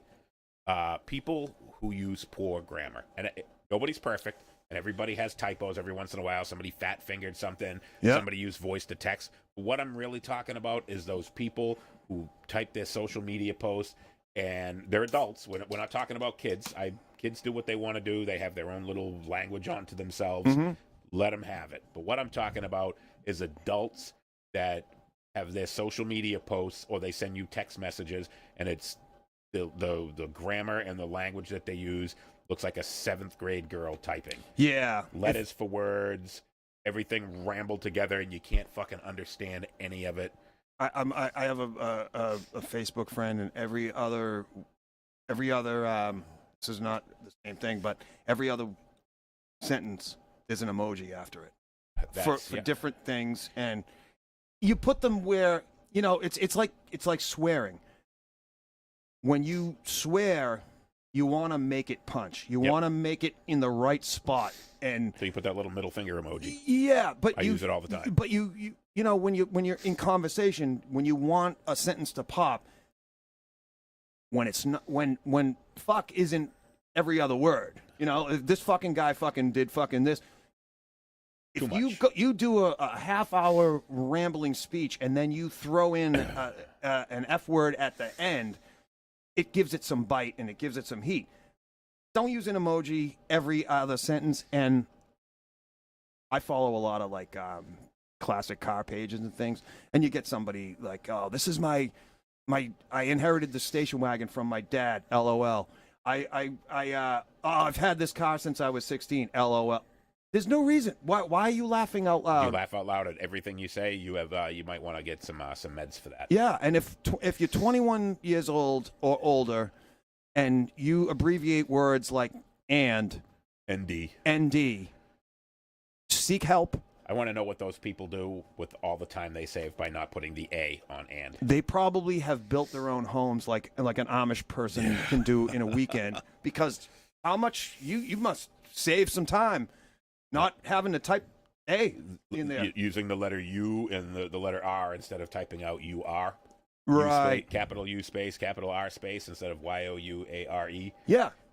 You're obviously a busy person. You don't have time to type out the whole word. Because when I get that text, I look at it as a normal English-speaking human being. I look at it and go, Ugh. So, like and then caveman I have to read it twice, which doesn't save anybody any time. You're saving time on your end by not typing letters. And I look at it and I go, home? No. Home. Oh, you're home? Question mark? Oh, yeah. Oh, I see what you mean now, you fucking idiot. Doug Flood is LOLing at us right now. Lots of love. I worked with a guy that always wanted to ask me a question. Yep, it's just stuff like that. And Spoken language, I'm a little more forgiving on spoken language because, you can say your and you don't know if they're using it properly because you don't know how they're spelling it. When you're writing it down and you're putting it out there, and I used to work with a guy that was a high level up in the company, and he would send out emails, and you would say, how the fuck did you get a job as a VP when you can't type basic fucking English in your fucking... We would have a laugh between all of us sales managers. An LOL? An LOL. We would all LOL at him and be like, OMG, WTF, this guy can't type. VH1. But you would just look at it and you would just be like, what the fuck? This guy's a VP and he just can't type a fucking sentence. Hey, if you hit the F7 on your fucking keyboard before you send it, it corrects all your grammar for you before you send it out. And it takes out all the spelling mistakes. People don't think. But the thing that I hate more than people who use poor grammar on their posts... Tell me. Wrong fucking button. Hit the right button. Are the people who go out there and troll. You'll have someone that's your friend on Facebook, your friend in real life, and they never comment on anything that you post up. But that one time you fat-fingered and put the wrong they, there, or your, you fucking use it. The one time you use it wrong, they've been on your friends list for 9 years, have never liked or commented or shared or anything. But the fucking one time you misspell something or use an improper word, they jump right on your page with the asterisk, THEY''RE, and a little winky emoji. And it's like, hey, dude, fuck off. Correct holes. You haven't fucking commented on anything that I've posted in the last 5 years. And the one time that I misspell something or use a word improperly, you fucking jump on it. Fuck off, dude. Get a hobby. Go find something else to do. If you one of those people, one of those grammar Nazis that just trolls people's fucking pages to correct their English, fuck off. You know how they have a thing called Facebook police? Yes. I call them Facebook correction officers. Yes, correction officers. That's what they are. Grammar Nazis. I work with a guy who always wanted... Yeah, I already said that one. Yeah, grammar Nazis, right. Yes, exactly. And the cool thing about this little thing we got right here, this is that meme is the why you know. Mm-hmm. And I love that you're clever enough. Yes. Because if you know, you put up the proper grammar. Yes. Instead of the improper grammar. I like that. Yes. I never block anyone, but I would block that dude. Yeah, I had a friend of mine who I had commented on his post once that I had done a voice to text, and it used the wrong there. And somebody that I knew that I wasn't Facebook friends with on another person's post commented on my post about me using improper grammar, and I had responded back to this person and said, you need to get a hobby. He said, you need to go back to 3rd grade and use proper English. And I said, yeah, hey, and I won't get into specific details, but I said, yeah, hey, didn't you take this test the same time that I did and I passed it? How come you don't use that anymore? Oh, that's right, because you failed it. So I might have failed basic 3rd grade English grammar, but you're a professional working in an industry that took an exam specifically about your industry and you failed it miserably. So suck a dick and fuck off. But just don't fucking, you know what? You can laugh about it, roll your eyes, scroll on. If you're that person, you never fucking comment, and you have to go on and correct someone's grammar on social media. Dude, get a fucking hobby. Get a fucking hobby. Learn to paint, ride a bike, find something else to scratch do your ass other than scrolling Facebook looking for fucking grammatical errors and correcting them. I'll do it to close friends, just ball breaking, but not not because you never know, especially when we were just talking about like groups, Facebook groups. Yep, that's international. Right. There are people who English isn't their first language, and they're trying their best to fit in with, I once had muscle car of 69, and you're like, and there are people out there that will go, what is this fucking retard trying to say? And it's like, oh, and that's a quote. Yeah, it's not me saying it. And you're like, cut this guy some slack. Like the guy's from fucking Brazil. He's not fucking American. Yes, English is a second language. Right. Cut the guy some fucking slack. Right. But that's just we all use we've all used voice to text. Autocorrect corrects a lot of times into the wrong thing. If someone tells me they're like, oh, sorry, I'm using voice to text. I'm not that I corrected them. If somebody tells me ahead of time I'm using voice to text, so this might be a little fucky, I actually laugh at the way voice to text will. Look at Bob's comment. You've made your point. Move in. I think you meant move on. Your point has been made. I think you meant move on. Yeah, what are you doing, Bob? Move in. Wrong answer. You must have fat-fingered that one. Everybody go in and correct Bob's grammar, please. Yeah. We're gonna grade his comments from now on. It's just fucking terrible. Yeah. Terrible. Stupid. And this picture is going to confuse a lot of people. But I'm going to make a point about this one, and this one here is going to be a little bit of a touchy subject. Toilet humor? Yep, the little toilet humor here. This has nothing to do with toilets. Well, it kind of does, but it really doesn't. I absolutely hate women that say, I want equal rights. You want equal rights. What? But you're the first person to complain when I leave the toilet seat up. Hey, if I'm a guy and I know how to flip the toilet seat up, if you want equal rights, learn how to operate the fucking toilet seat. Until you learn how to operate the toilet seat, all bets are off. Keep earning 70 cents on the dollar. Learn how to operate a toilet seat. We can start it there, and we can start talking about equal rights. But until then, I don't want to hear any more women bitching about me leaving the fucking toilet seat up. Pretty simple operation. I flip it up when I pee. You flip it down when you pee. That's where equal rights starts. When we can get past that, we can start talking about everything else. But until then, fuck you. Equal rights. Learn how to operate a toilet seat. Ship starts sinking. Women and children first. Nope. Equal rights. I'm going to. That's it. Learn how to operate the toilet seat. If you can't operate a toilet seat, the conversation ends there. No more. Karen LaBelle, put it back the way you found it. It was. I think that you know what that is a statement about fucking life. Put it back the way you found it. So Karen, when you go in and the toilet seat is up, you have to put it down. Put it back up. I agree with you. Put it back the way you found it. It's like the golden rule. Treat others the way you want to be treated. Put it back the way you found it. Should be right next to that. So if the toilet seat was up, then put it back up after you flip it down and take your piss and flip it back up. You go out with. You should be thankful, because I'll tell you what, I'll leave the toilet seat down if you want me to leave it down, but I'm not going to lift it up to pee. I'll just leave it down and pee, and then you can fucking sit your wet ass on the toilet seat. Yep. We can do it that way, too. You know, I'm okay with that. I'm okay with leaving the seat down, but then I'm not going to operate it and pick it up and then have to put it back down. When I'm done, I'm flushing the toilet, washing my hands, and I'm out. Yeah. That's it. If you're a fisherman and you go out onto the ocean and there's no plastic nets all in the ocean, put it back the way you found it. When you go camping, what's the famous quote? Take only photographs and leave only footprints? Yes. Leave it. Put it back the way you found it. Karina, falling into the toilet while 8 months pregnant at 2 a.m., not fun. Learn how to operate the toilet seat. You walk in, flip the fucking thing. You check to know that the lid wasn't closed, right? Yep. So you saw that the lid was up. So you should have been able to see whether the seat was up or not. In other words, you would have sat down and pissed on the fucking lid. Come on. Pretty simple here. We're not asking for much. Renata has a pregnant toilet story, but I'm not going to tell it here. If she was a guest, I would have her tell it if she wanted to, but I'm not going to tell it here. Bob Krause, if they had put the seat down, they would have seen that it needs to be cleaned. Exactly. Oh, yeah, women's rights. Yep. Hey, that's all we're looking for.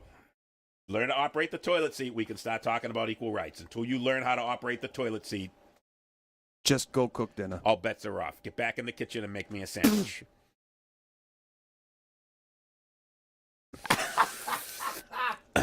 Oh, how we get away with this, I don't know. Last one. This one was yours. The gatekeeper. Oh, I don't think there's much, because we live in a social media age. Nothing social media-wise pisses me off more than a gatekeeper.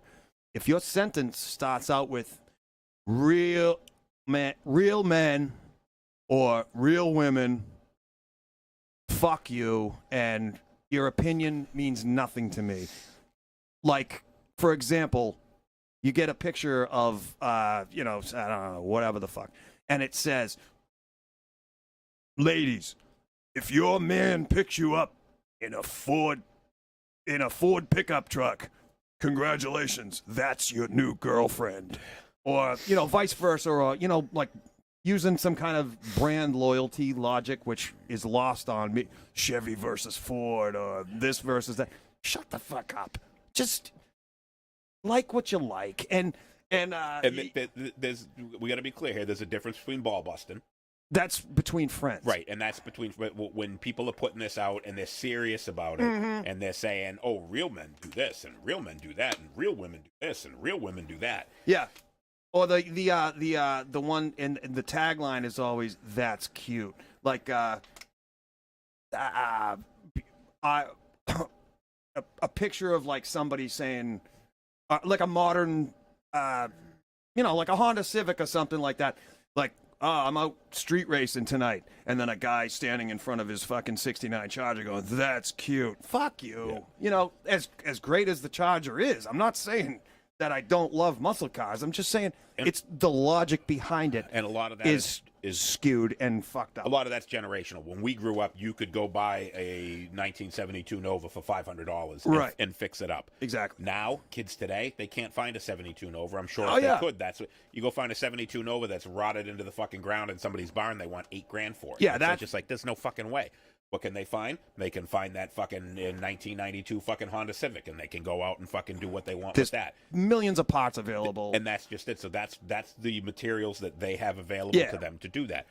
It's still a shitbox fucking car, but that's Yeah. all you get to fucking deal with because Right. no kid's got fucking $10,000 to go out and buy a rotted shitbox and put another $30,000 into it to make a car. But it goes with anything. Guitars. You get like, oh hey, I play this and I play that, and then you get like somebody posts a picture of fucking Eddie Van Halen. It's like that's cute. That's cute, yeah. Fuck you. Go fuck Doug yourself. Flood, did I miss the segment on the most hated talk show hosts? The most hated co-host was, the day that we had you on the show. John wouldn't even fucking show up. So what does that tell you? Doug's on the show? No thanks. The one guest we had, Squirrel doesn't show. Thanks, Doug. Oh, or a little old lady down south who says, "Bless your heart." That's the southern old lady's That's- way of saying, go fuck yourself. Yep, exactly. Well, go fuck yourself. It's just a little more polite. Yep, absolutely. So, But yeah, the whole gatekeeper thing is just gatekeeping's it's stupid. silly. But busting balls is different. So my last job, bought my Chevy Colorado, drove it out to Buffalo, New York, and I get there and after I did my presentation, the guy's like, "Oh, is that your Colorado?" And they're like, "Yeah." And they're like, "Why'd you drive your wife's truck out here?" Ha ha ha ha ha. Oh, a little gentle ribbon right there. So Take I that, looked you at him and I go, scumbag. "Oh, that must be your F-250 up there with the 6-inch lift and the fucking 38-inch tires." And he goes, "Yeah." And I go, "Well, it'd be a lot cheaper just to admit that you have a small penis." And we all laughed and they were like, "All right," and that's different. That's some gentle, ball busting. But you just see all these gatekeeper memes and Yeah. it's just like, come on, That's get the what fuck out of here. I worked in. Speaking of trucks and Fords, whatever, I worked in Lexington years ago, and I had just in 2002 I bought a 2000 F-150, gorgeous truck, and then a manager of mine pulls up in a brand new Ford Ranger, and I looked at him, and I said, "They sell men's trucks where you bought that?" And it was gentle ribbing, and it was all for the yucks and the laughs and the whatever, but. The gatekeeping thing also brings me to when you're talking about it's kind of related. You're talking about overrated. Yep. There's always things like on Facebook, like what's the most overrated food, the overrated this. It almost sounds like the Moose and Squirrel show. But then when you say something, when you say something's overrated, it doesn't mean you don't think it's great or you just think that it people sucks. like it more than You people should. don't like it as much as the rest of the world does. Yep. If you ask me right now, overrated band, I'd say Nirvana. Millions of people love Nirvana. Yep. I don't love them as much as the rest of. I don't like them as much as the rest. I'm not saying they weren't great. Seinfeld and Friends. There you go. Two fucking TV shows. Overrated that people show love. in my mind. Yeah, I The don't get it. Beatles. The Beatles. People. Pineapple Millions. and pizza. All everything that we've talked about here today. That's what I'm saying. It doesn't mean they're not great in their own right. It just means you don't love them as much as the rest of the world does. Very simple. And That's why opinions should be taken, and you just look at somebody and go, well, that's your opinion. Yeah. All right. You don't stand there and defend it. opinions are like assholes. Everybody's got one. And some then- stink more than others. That's right. And I don't want to see your opinions. Yes, and I don't want to see your asshole nor your opinion. If your opinion winks at me and does That's that, your asshole blowing you a kiss. But those are people that we refer to as assholes. They're the people that ask you for your opinion just to argue with you to tell you why it's wrong. An asshole. I like that. An asshole. They Nice. ask you for your opinion just to tell you it's wrong. They go, hey, what color do you think I should wear? Do you think I should wear the blue or the red? And you go, I think blue's more your color. Well, I think I look all washed out in blue, and I think I look fat in blue, and I think this about blue. And well, why the fuck did you ask then? You asked me for my opinion, and now you're just going to argue with me and tell me why my opinion's wrong. No, Yep. That's an asshole. Don't ask. Don't ask if you don't know. If you're afraid of the answer, don't ask the question. There you go. You're an asshole for asking the question. You just asked just for the purpose of fucking getting in an argument. You want to have an argument? Let's argue why you can't keep a job. How about we'll fucking have that as an argument? Why can't you fucking keep a job? Those are things that I want to argue with you about. Not what fucking color you like, what food is better, what band is better, who's a better guitar player, who's a better fucking host on Moose and Squirrel. The answers are all obvious. You don't need to ask the fucking question. That's right. Just like to quote James Hetfield from one of your least favorite albums, don't go looking for snakes. You might find one. Yes. Boom. Karina, I'm an asshole. Yeah. Don't ask a question you really don't want the answer to. Don't go I looking think- for snakes. You might find them. I think a lot of people, when they ask those questions, are just looking for that reaffirmation that they're right. And I think a lot of people will ask that for that basic purpose to say, hey, I think you're going to agree with me, and I want you to agree with me. And then when you say you don't agree with them, and they're just like, well, why don't you agree with me? Social media I'm right. Social media is all about validation. That's where it comes down to is validation. Karina, I'm an asshole. Yep. Absolutely. Lots of people like that. People just, they want that reaffirmation. They want to know that what they think is right. And they're not alone. And when they're not right, well, you don't agree with them. Yeah. And some people just like to argue. I like to argue, but I want to argue about things that are more relevant than does pineapple belong on pizza? Yeah. Because the answer is always going to be no. It doesn't belong on pizza. That reminds me of one of my pet peeves sometimes is small talk. Small talk. I think there are Hey, times. crazy weather we're having out here, huh, Johnny? Yeah. This time we should normalize sitting in silence. It's okay to sit in a break room at work, either before you start work, during work, whatever. It's okay to sit in silence. You don't have to be scrolling through your phone. You don't have to be reading the paper. You don't have to. Just sit quietly and don't bother me. I'm not going to bother you because who cares? Well, it was like who fucking cares? the Wile E. Coyote with the sheepdog in the morning. Morning, Ralph. Morning, Fred. That's all you got to do. Yeah, Morning. Acknowledge exactly. Somebody. Hey, how's it going? Hey, Right. how you doing? Not asking how's it going. I really don't want to know that fucking rash is back. I don't need to know that. Yep. It's just way we say hello. Hey, how you doing? Hey, what's going on? Hey, not much. Yeah, I didn't expect you to Sit there and answer. drink your coffee, read your fucking phone. That's right. Post it.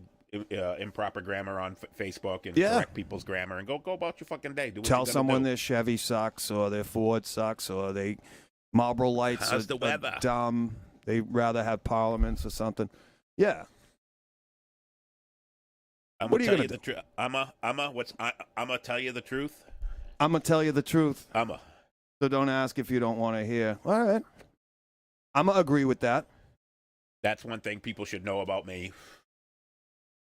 And if I know that my answer is gonna offend you, I will preface it by saying, "Do you really want me to answer that?" There you go. I will flat out, if people say, "Do I look fat in this dress?" I go, "Really want me to answer?" If you say, "Yes, I do," I will say, "The dress doesn't make you fat. That extra 500 pounds that you put on since high school makes you fat." I got a couple of peeves here. What else did we have on here? Another one that I hate. People who will go on Facebook or any social media platform and they will say, "Hey, does anybody know what time the post office out in Derry opens today?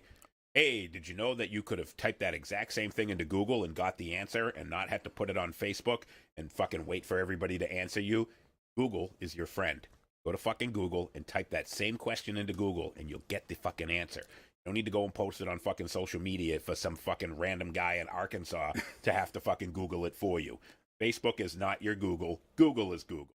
Fucking use it for what it's supposed to be used for. Validation. Yep. Attention. Yep, and the look at me people. I held a door for a lady and carried her groceries up the stairs. Nobody gives a fuck, dude. Hey, if you have to tell everybody that you're a nice guy, you Probably not. That's Yeah. another thing. You're right up there with the. More validation. Yep, it's just people looking for validation. Hey, why is a helicopter flying overhead? Every time somebody posts that in Derry, whenever they're doing that, I always post a picture of Henry Hill and Goodfellas driving around and look it up. Every time I post that, I look for that. I have that GIF saved on my phone. Nice. And every time somebody asks why there's a helicopter, I post that. Nice. Every time. Perfect. Oh my God, it's ridiculous. People expect to be spoon-fed everything. Lisa, yes, exactly. But it's more annoying because you have to open up Facebook, and then you had to go to that, that community page on Facebook. again. You had to find that. So you had to open up Facebook, go to the community page, and then type in your question. You could have went right to Google and found the answer yourself.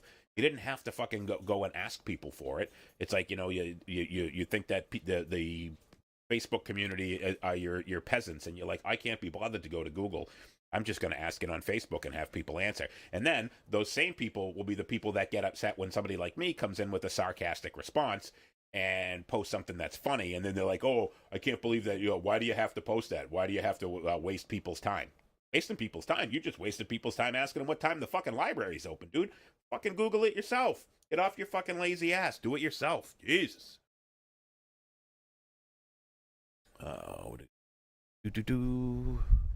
Yep, Jeremy, same thing. Do you really want me to answer you? Jeremy, I say the same thing. I say, you really want to know the answer? You really want to know what I think? No, probably not. But yeah, people are just fucking lazy, man. If you had the time to put it on Facebook, you had the time to Google it yourself. Hey, what time does this place have delivery? Go to their fucking website. If they have delivery, it says on their website. Go look it up yourself. Stop fucking asking everybody else. Stop being lazy. Takes you more time. You spent more time and effort going in, and then you sit there and you wait for somebody to give you the answer. You could have got the answer right away just by looking it up yourself. And it's always basic, simple fucking shit. There's an ongoing joke. There's a Derry page up here in Derry, New Hampshire. I was just going to bring that up. There's two of them. There's Derry, New Hampshire Community Chat, and there's Bringing Derry Together. And the number one question that gets answered on that gets asked on both of those is, what is the greatest Chinese food in the area? Who's got the best Chinese food? That question has been asked 1,000 times between both of these pages. And now it's become a running joke. And now it's a running joke. And you never get the same answer. Some people say Lee's Garden. Some people say when Derry Express was here. Some people will say Chen's. Some people will give you a place in fucking Nashua. Some people say go to Kowloon's in Massachusetts if you want good Chinese food.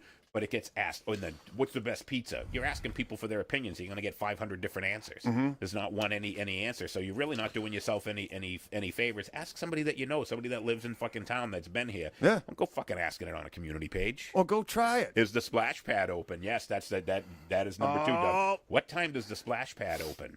That's the second one. Best pizza, best Chinese food, is the splash pad open? Gets asked relentlessly. Fucking look it up yourself, dude. Stop being fucking lazy.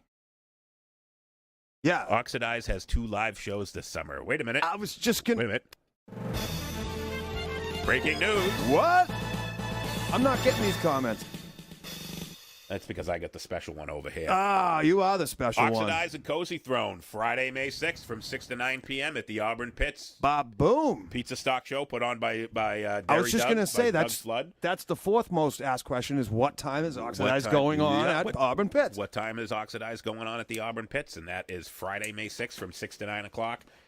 Don't go home and have dinner on Friday night. Come to the Auburn Pits. Great fucking barbecue, great food at the Auburn Pits. Come down, eat, drink, be merry, and then get your face melted off by fucking Oxidize. Be entertained by Cozy Throne and by Leo Ducharme. I've yet to see Leo play, but if he's one of Doug's guys that is playing, I guarantee you will be more than entertained. Cozy Throne were the winners of Pizza Stock 4.5. Was it 4.5? Yeah. Doug, Cozy Throne was a winner. Was it? We're going to see if he's right. Is it 4.5? If not, I'm kicking him off the show. Yes, Lisa, the answer is the best Chinese food does not exist in Derry. That is correct. Answer. There is no good Chinese food in Derry, New Hampshire. There is good and there is acceptable. Yes. We have acceptable. Doug Flood, 4.5. You win. Hey. Boom. Round of applause for John getting Cozy Throne, 4.5 winner. Absolutely. Going off the rails on a Cozy Throne. All right.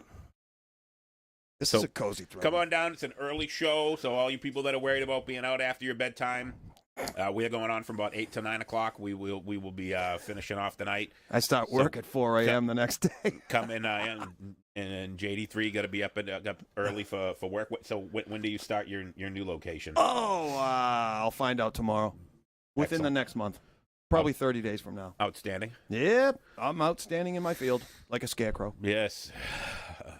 So come and enjoy some Oxidize and some Cozy Throne and Leo Deschamps, some live music on Friday, May 6th. And we got another show coming up that Doug had mentioned. We got 2 shows booked. Yeah, I want to know about this one. July 17th, we are going to play at the East Area Tavern. That's going to be a Sunday on July 17th, my daughter's 21st birthday. Hey. But she will still be in the Navy. She will still be down in South Carolina. She comes home the week after. So we're going to be playing July 17th on Sunday. That's 2 to 5 at East Area Tavern. That will be the fun. We may not have a Moose and Squirrel show that day. Yeah, we will. It's fucking 2 o'clock. We'll do plenty of time for Moose and Squirrel. We'll do fucking Moose and Squirrel from the East Area Tavern. Oh, yeah, we'll load up do the it right trucks there. the night before. Yeah, we'll have everything all loaded up, and we'll do Moose and Squirrel from fucking the East Area Tavern. Because we're going to do it. It takes 3 trucks and about seven guys to get our stage show loaded up and moving out. Absolutely. Eastbound and down. Day after my birthday. What May 5th is your birthday, Jeremy?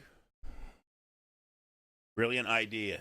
Hey. My idea. Of course it's a fucking brilliant idea. Come Hey. on now. A little Moose and Squirrel, and then some metal and good stuff at the Nor'easter sandwich. East, yeah, and having a fucking nor'easter sandwich. Oh. Great fucking sandwich from East Area Tavern.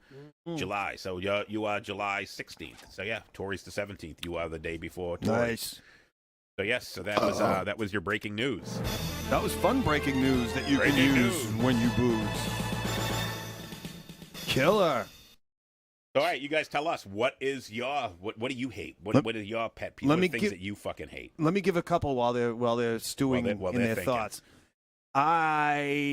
We already talked about the phrase old school. I don't know why. It rubs me the wrong way. I think it's fucking That's stupid. just because you're old school. You hate old school. Yeah, back in the day I was old school.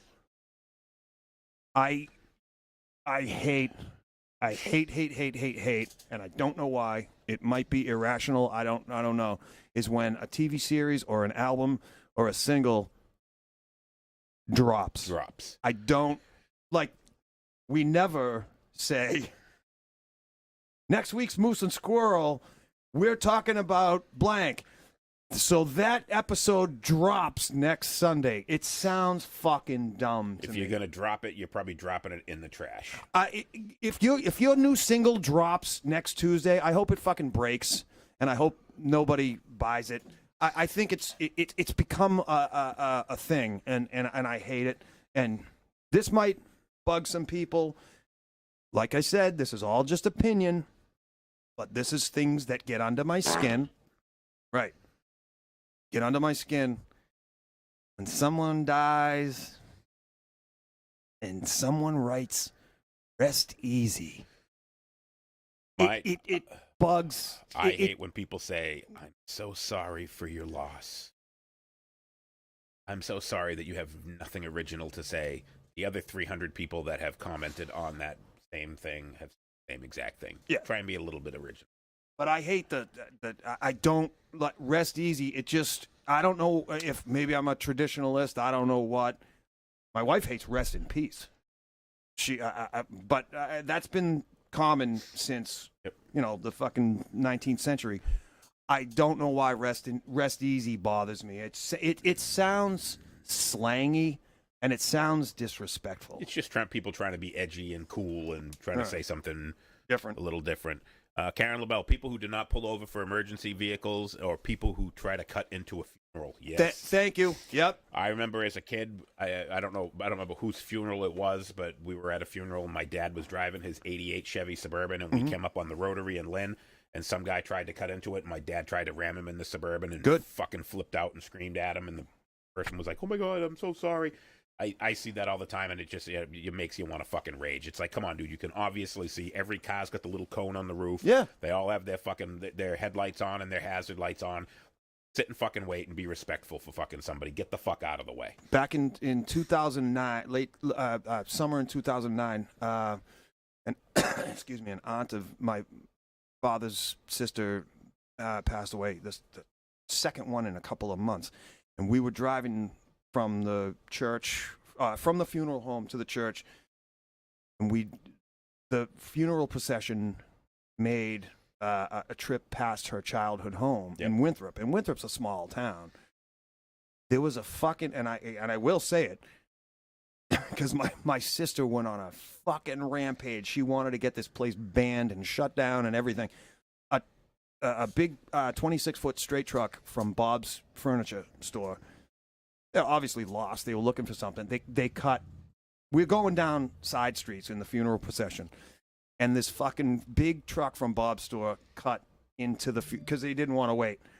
Went down the side street, and we all fucking. So once we got to the cemetery, that's all anybody could talk about was, can you fucking believe this guy? Motherfucker. Yeah.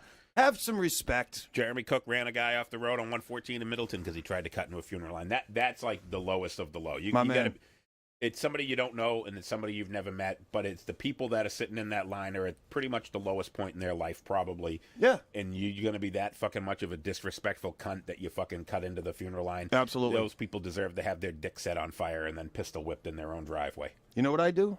But I don't post on social media about it.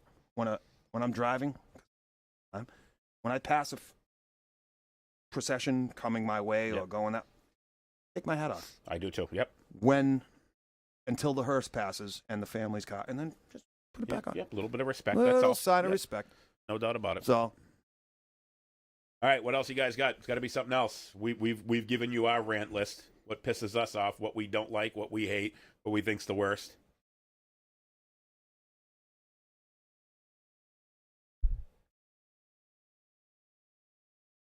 I'm watching the replay. Silence. Replay. Silence. A hush falls over the room. Quiet. So we nailed everything. That's it. We've got everything that everybody hates. Nothing else. Nobody hates anything. Oh. Nobody wants to be the bad guy and say they don't like something. They're afraid they're going to get beat up on social media. Here's the one I saved the best for last. Oh, hold on. All right. Sorry you lost someone important to you. Sorry that you're in mourning. What do you say to someone that has suffered a loss like that? Yes, there's tons of different things that you can say. Absolutely. Share a little story. Even if you don't know them. Yeah. Thinking of you. Absolutely. Or don't say anything at all. Don't say anything at all. Or you can be like Animal Mother in Full Metal Jacket. Sucks to be you. At that time in that person's life, better you than me. They're not counting likes and they're not counting how many comments they got. They've got other fucking things to worry. Bob Latundra, my sister-in-law. Things he hates.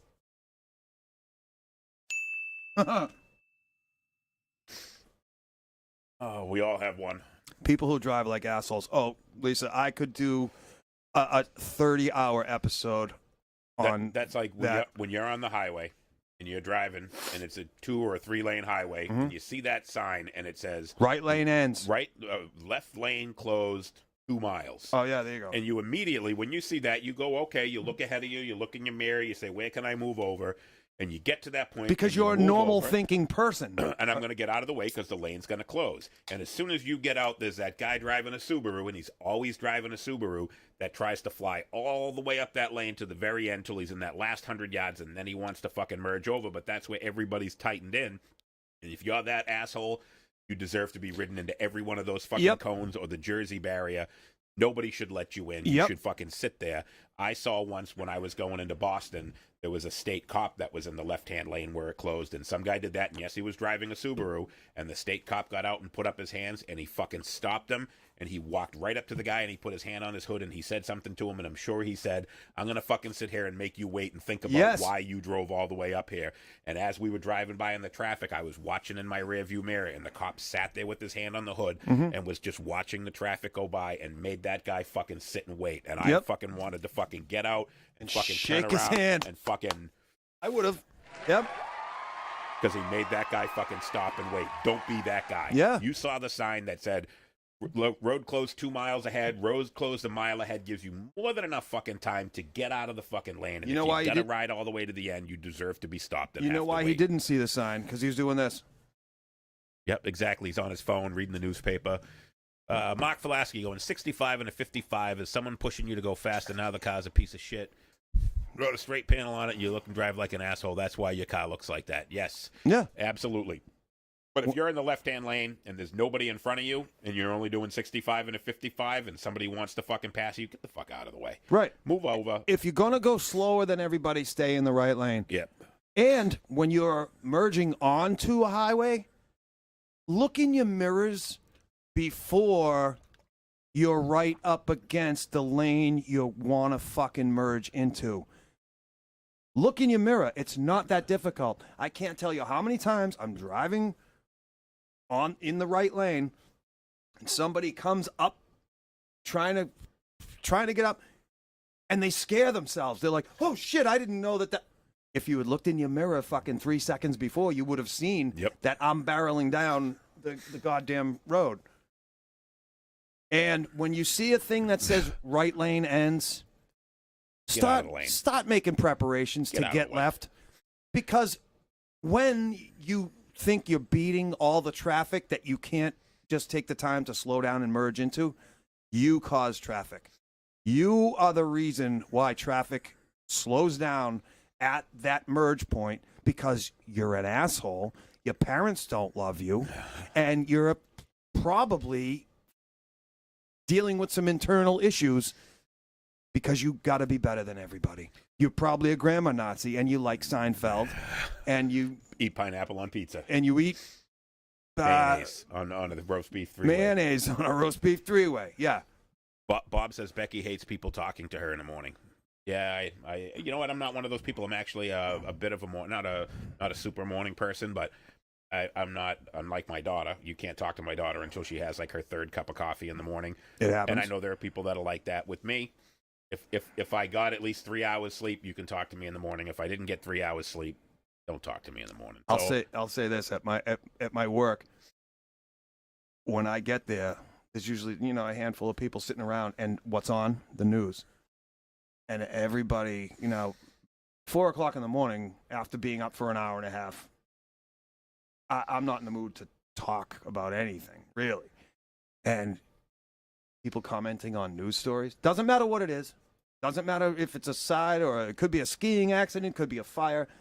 I don't want to discuss anything.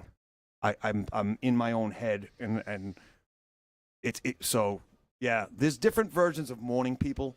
I kind of, because of the industry I'm in, I kind of have to be, because sometimes I get up and I have to be up at 5 o'clock in the morning to be on a conference call with somebody from Germany or somebody from Finland or somebody from, I got to be up at midnight to be on a conference call with somebody in China or Japan. Mm-hmm. So you kind of have to force yourself into that where you have to be civil to people in the morning. Well, absolutely. So because of my job, I mean, I'm always civil. You're driving a truck, so you kind of don't have to. You just get in your truck and fucking drive, and you don't have to deal with people. Yeah. I have to get on that call and be personable to people.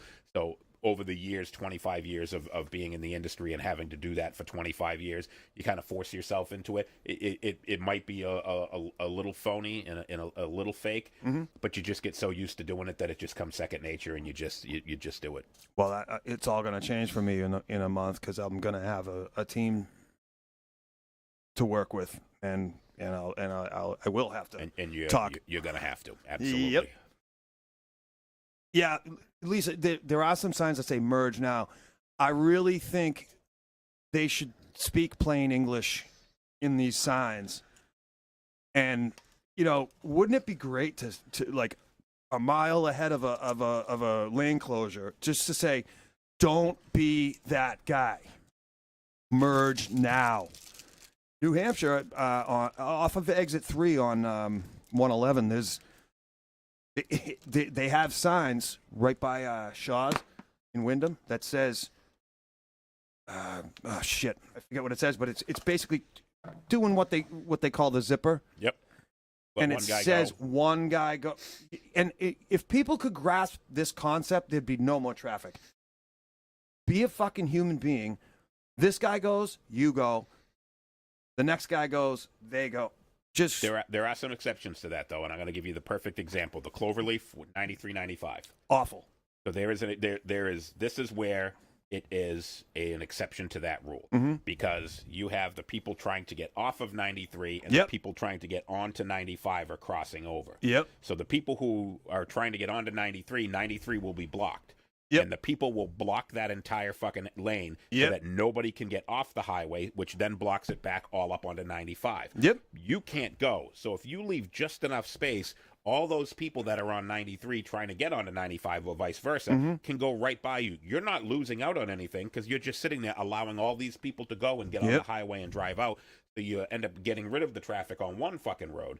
And I can't tell you how many times I've come up there to do that, and the lane to get on 95 will be blocked. And I'm trying to get on 93, and the people have it completely blocked off, and nobody wants to let you out. And Absolutely it's just like, right. dude, you're not going anywhere Right. by leaving me enough space to get in front of you. Yep. I'm not going to get in that fucking line. I'm trying to get out of that line. I want to get across. So that's the one exception to that rule where you don't do the zipper. If all the traffic is moving, absolutely do the zipper. One car goes, one car goes. Yep.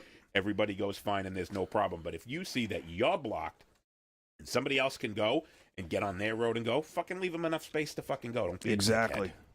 Most people are dickheads behind the wheel. The clover leaf, they're never going to fix. It sucks. It's always going to suck. Yeah. And they're never going to change it. But just be respectful and leave the fucking space. You know you can't go. Leave that fucking space and let the fucking other people get out. That's the one exception to that. Everyone has to be first. I was here first, so I'm going to be You can be the first. first person to go after me. Right. There you go. I hate people who block intersections at a light. So ignorant. Yep. Yeah. Oh, And- yeah. Yeah, and that's the same concept as people at that cloverleaf that block you from getting out. And it's like, listen, just because you can't go doesn't mean I shouldn't be able to go, because I can go and it's not going to interrupt you going. You block at an intersection, and whenever the people do, they're always like this. They'll never make eye contact with you. They just stare straight ahead. Yep. While you're fucking nosing up to their fucking door, and they won't. They just Yeah, because they were sitting at a yellow light knowing they couldn't go. And they were like, well, it was green at some point when I had the chance to go, but the cars up here to the left didn't move. I had a green light, so now I'm going to go and block the entire fucking... Chelsea's famous for that. Yeah. Lowell's famous for that. pedestrians in Boston that keep walking in front of you even though you have a green light. Oh, let's talk about that for a second. You have a red light. You the driver, you have a red light, and you're sitting there.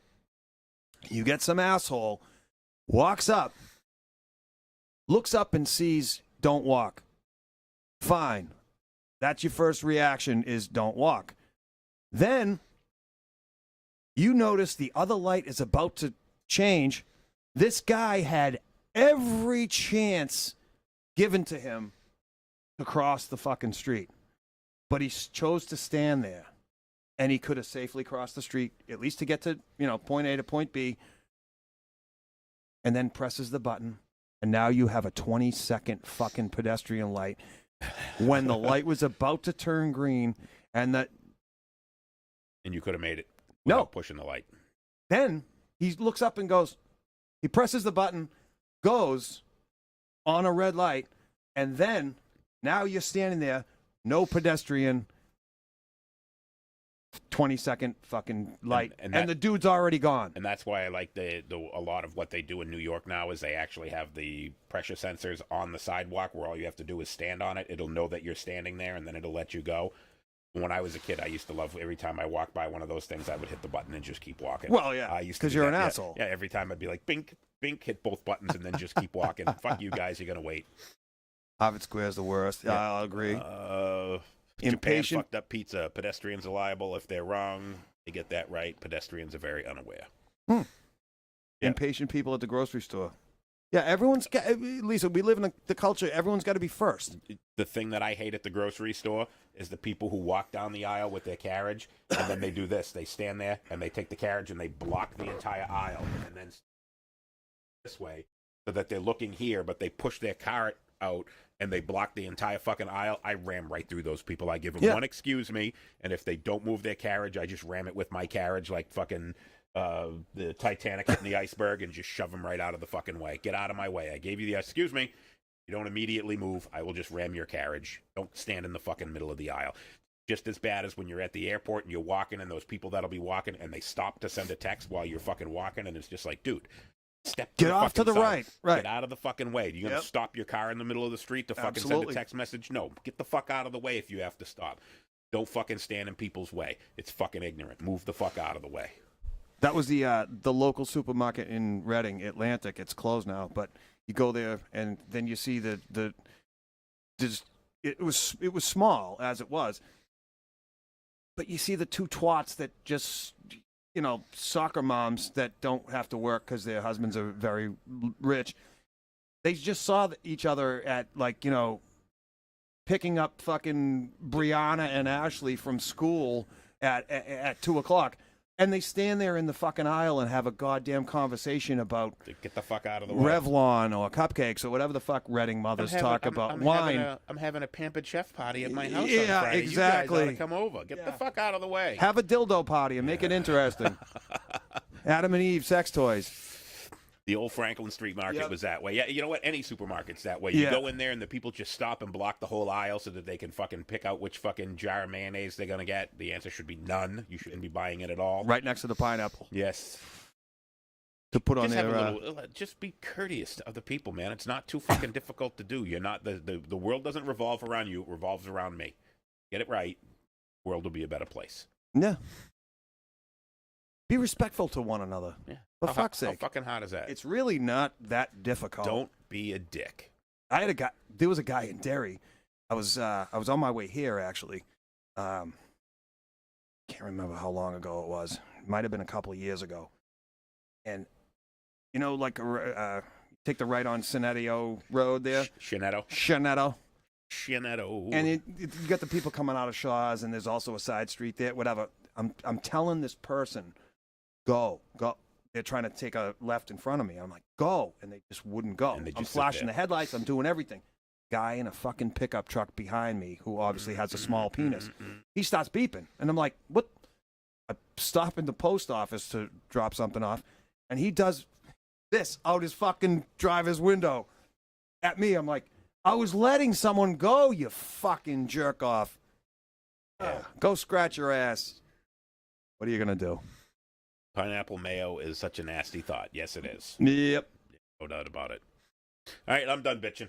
All right, yeah. Are you done bitching? We had enough. We got it all Yeah, out. you know, got all we our did angst out. we did get it out. We got it all We dumped our mayo all over you guys, and this was fun. It was fun. Fun to bitch and just Yeah. be negative. For We'll do once. this 6 months from now. Yeah, we're gonna have to do it again. Yeah. I hate when people beep for stupid shit. Yes, like when the minute the light turns green. Yeah. Real quick on this one, I can't tell you how many times I've been sitting at the light and I'm watching it. As soon as the light turns green, if somebody beeps, I put my car in park and I get out and I start walking around and I look at them and I'm like, what? And they're like, the light turned green. I'm like, oh, I fucking saw that, but I thought you were beeping because of something else. And they're like, no. And I get back in my car and I put it in drive and I wait for it to turn yellow and then I fucking run through and leave him at the light. And then I give him the finger out the fucking window. Yeah. Fuck you. Yeah. We have Dickhead. the 3-second rule at work. You know, Yeah.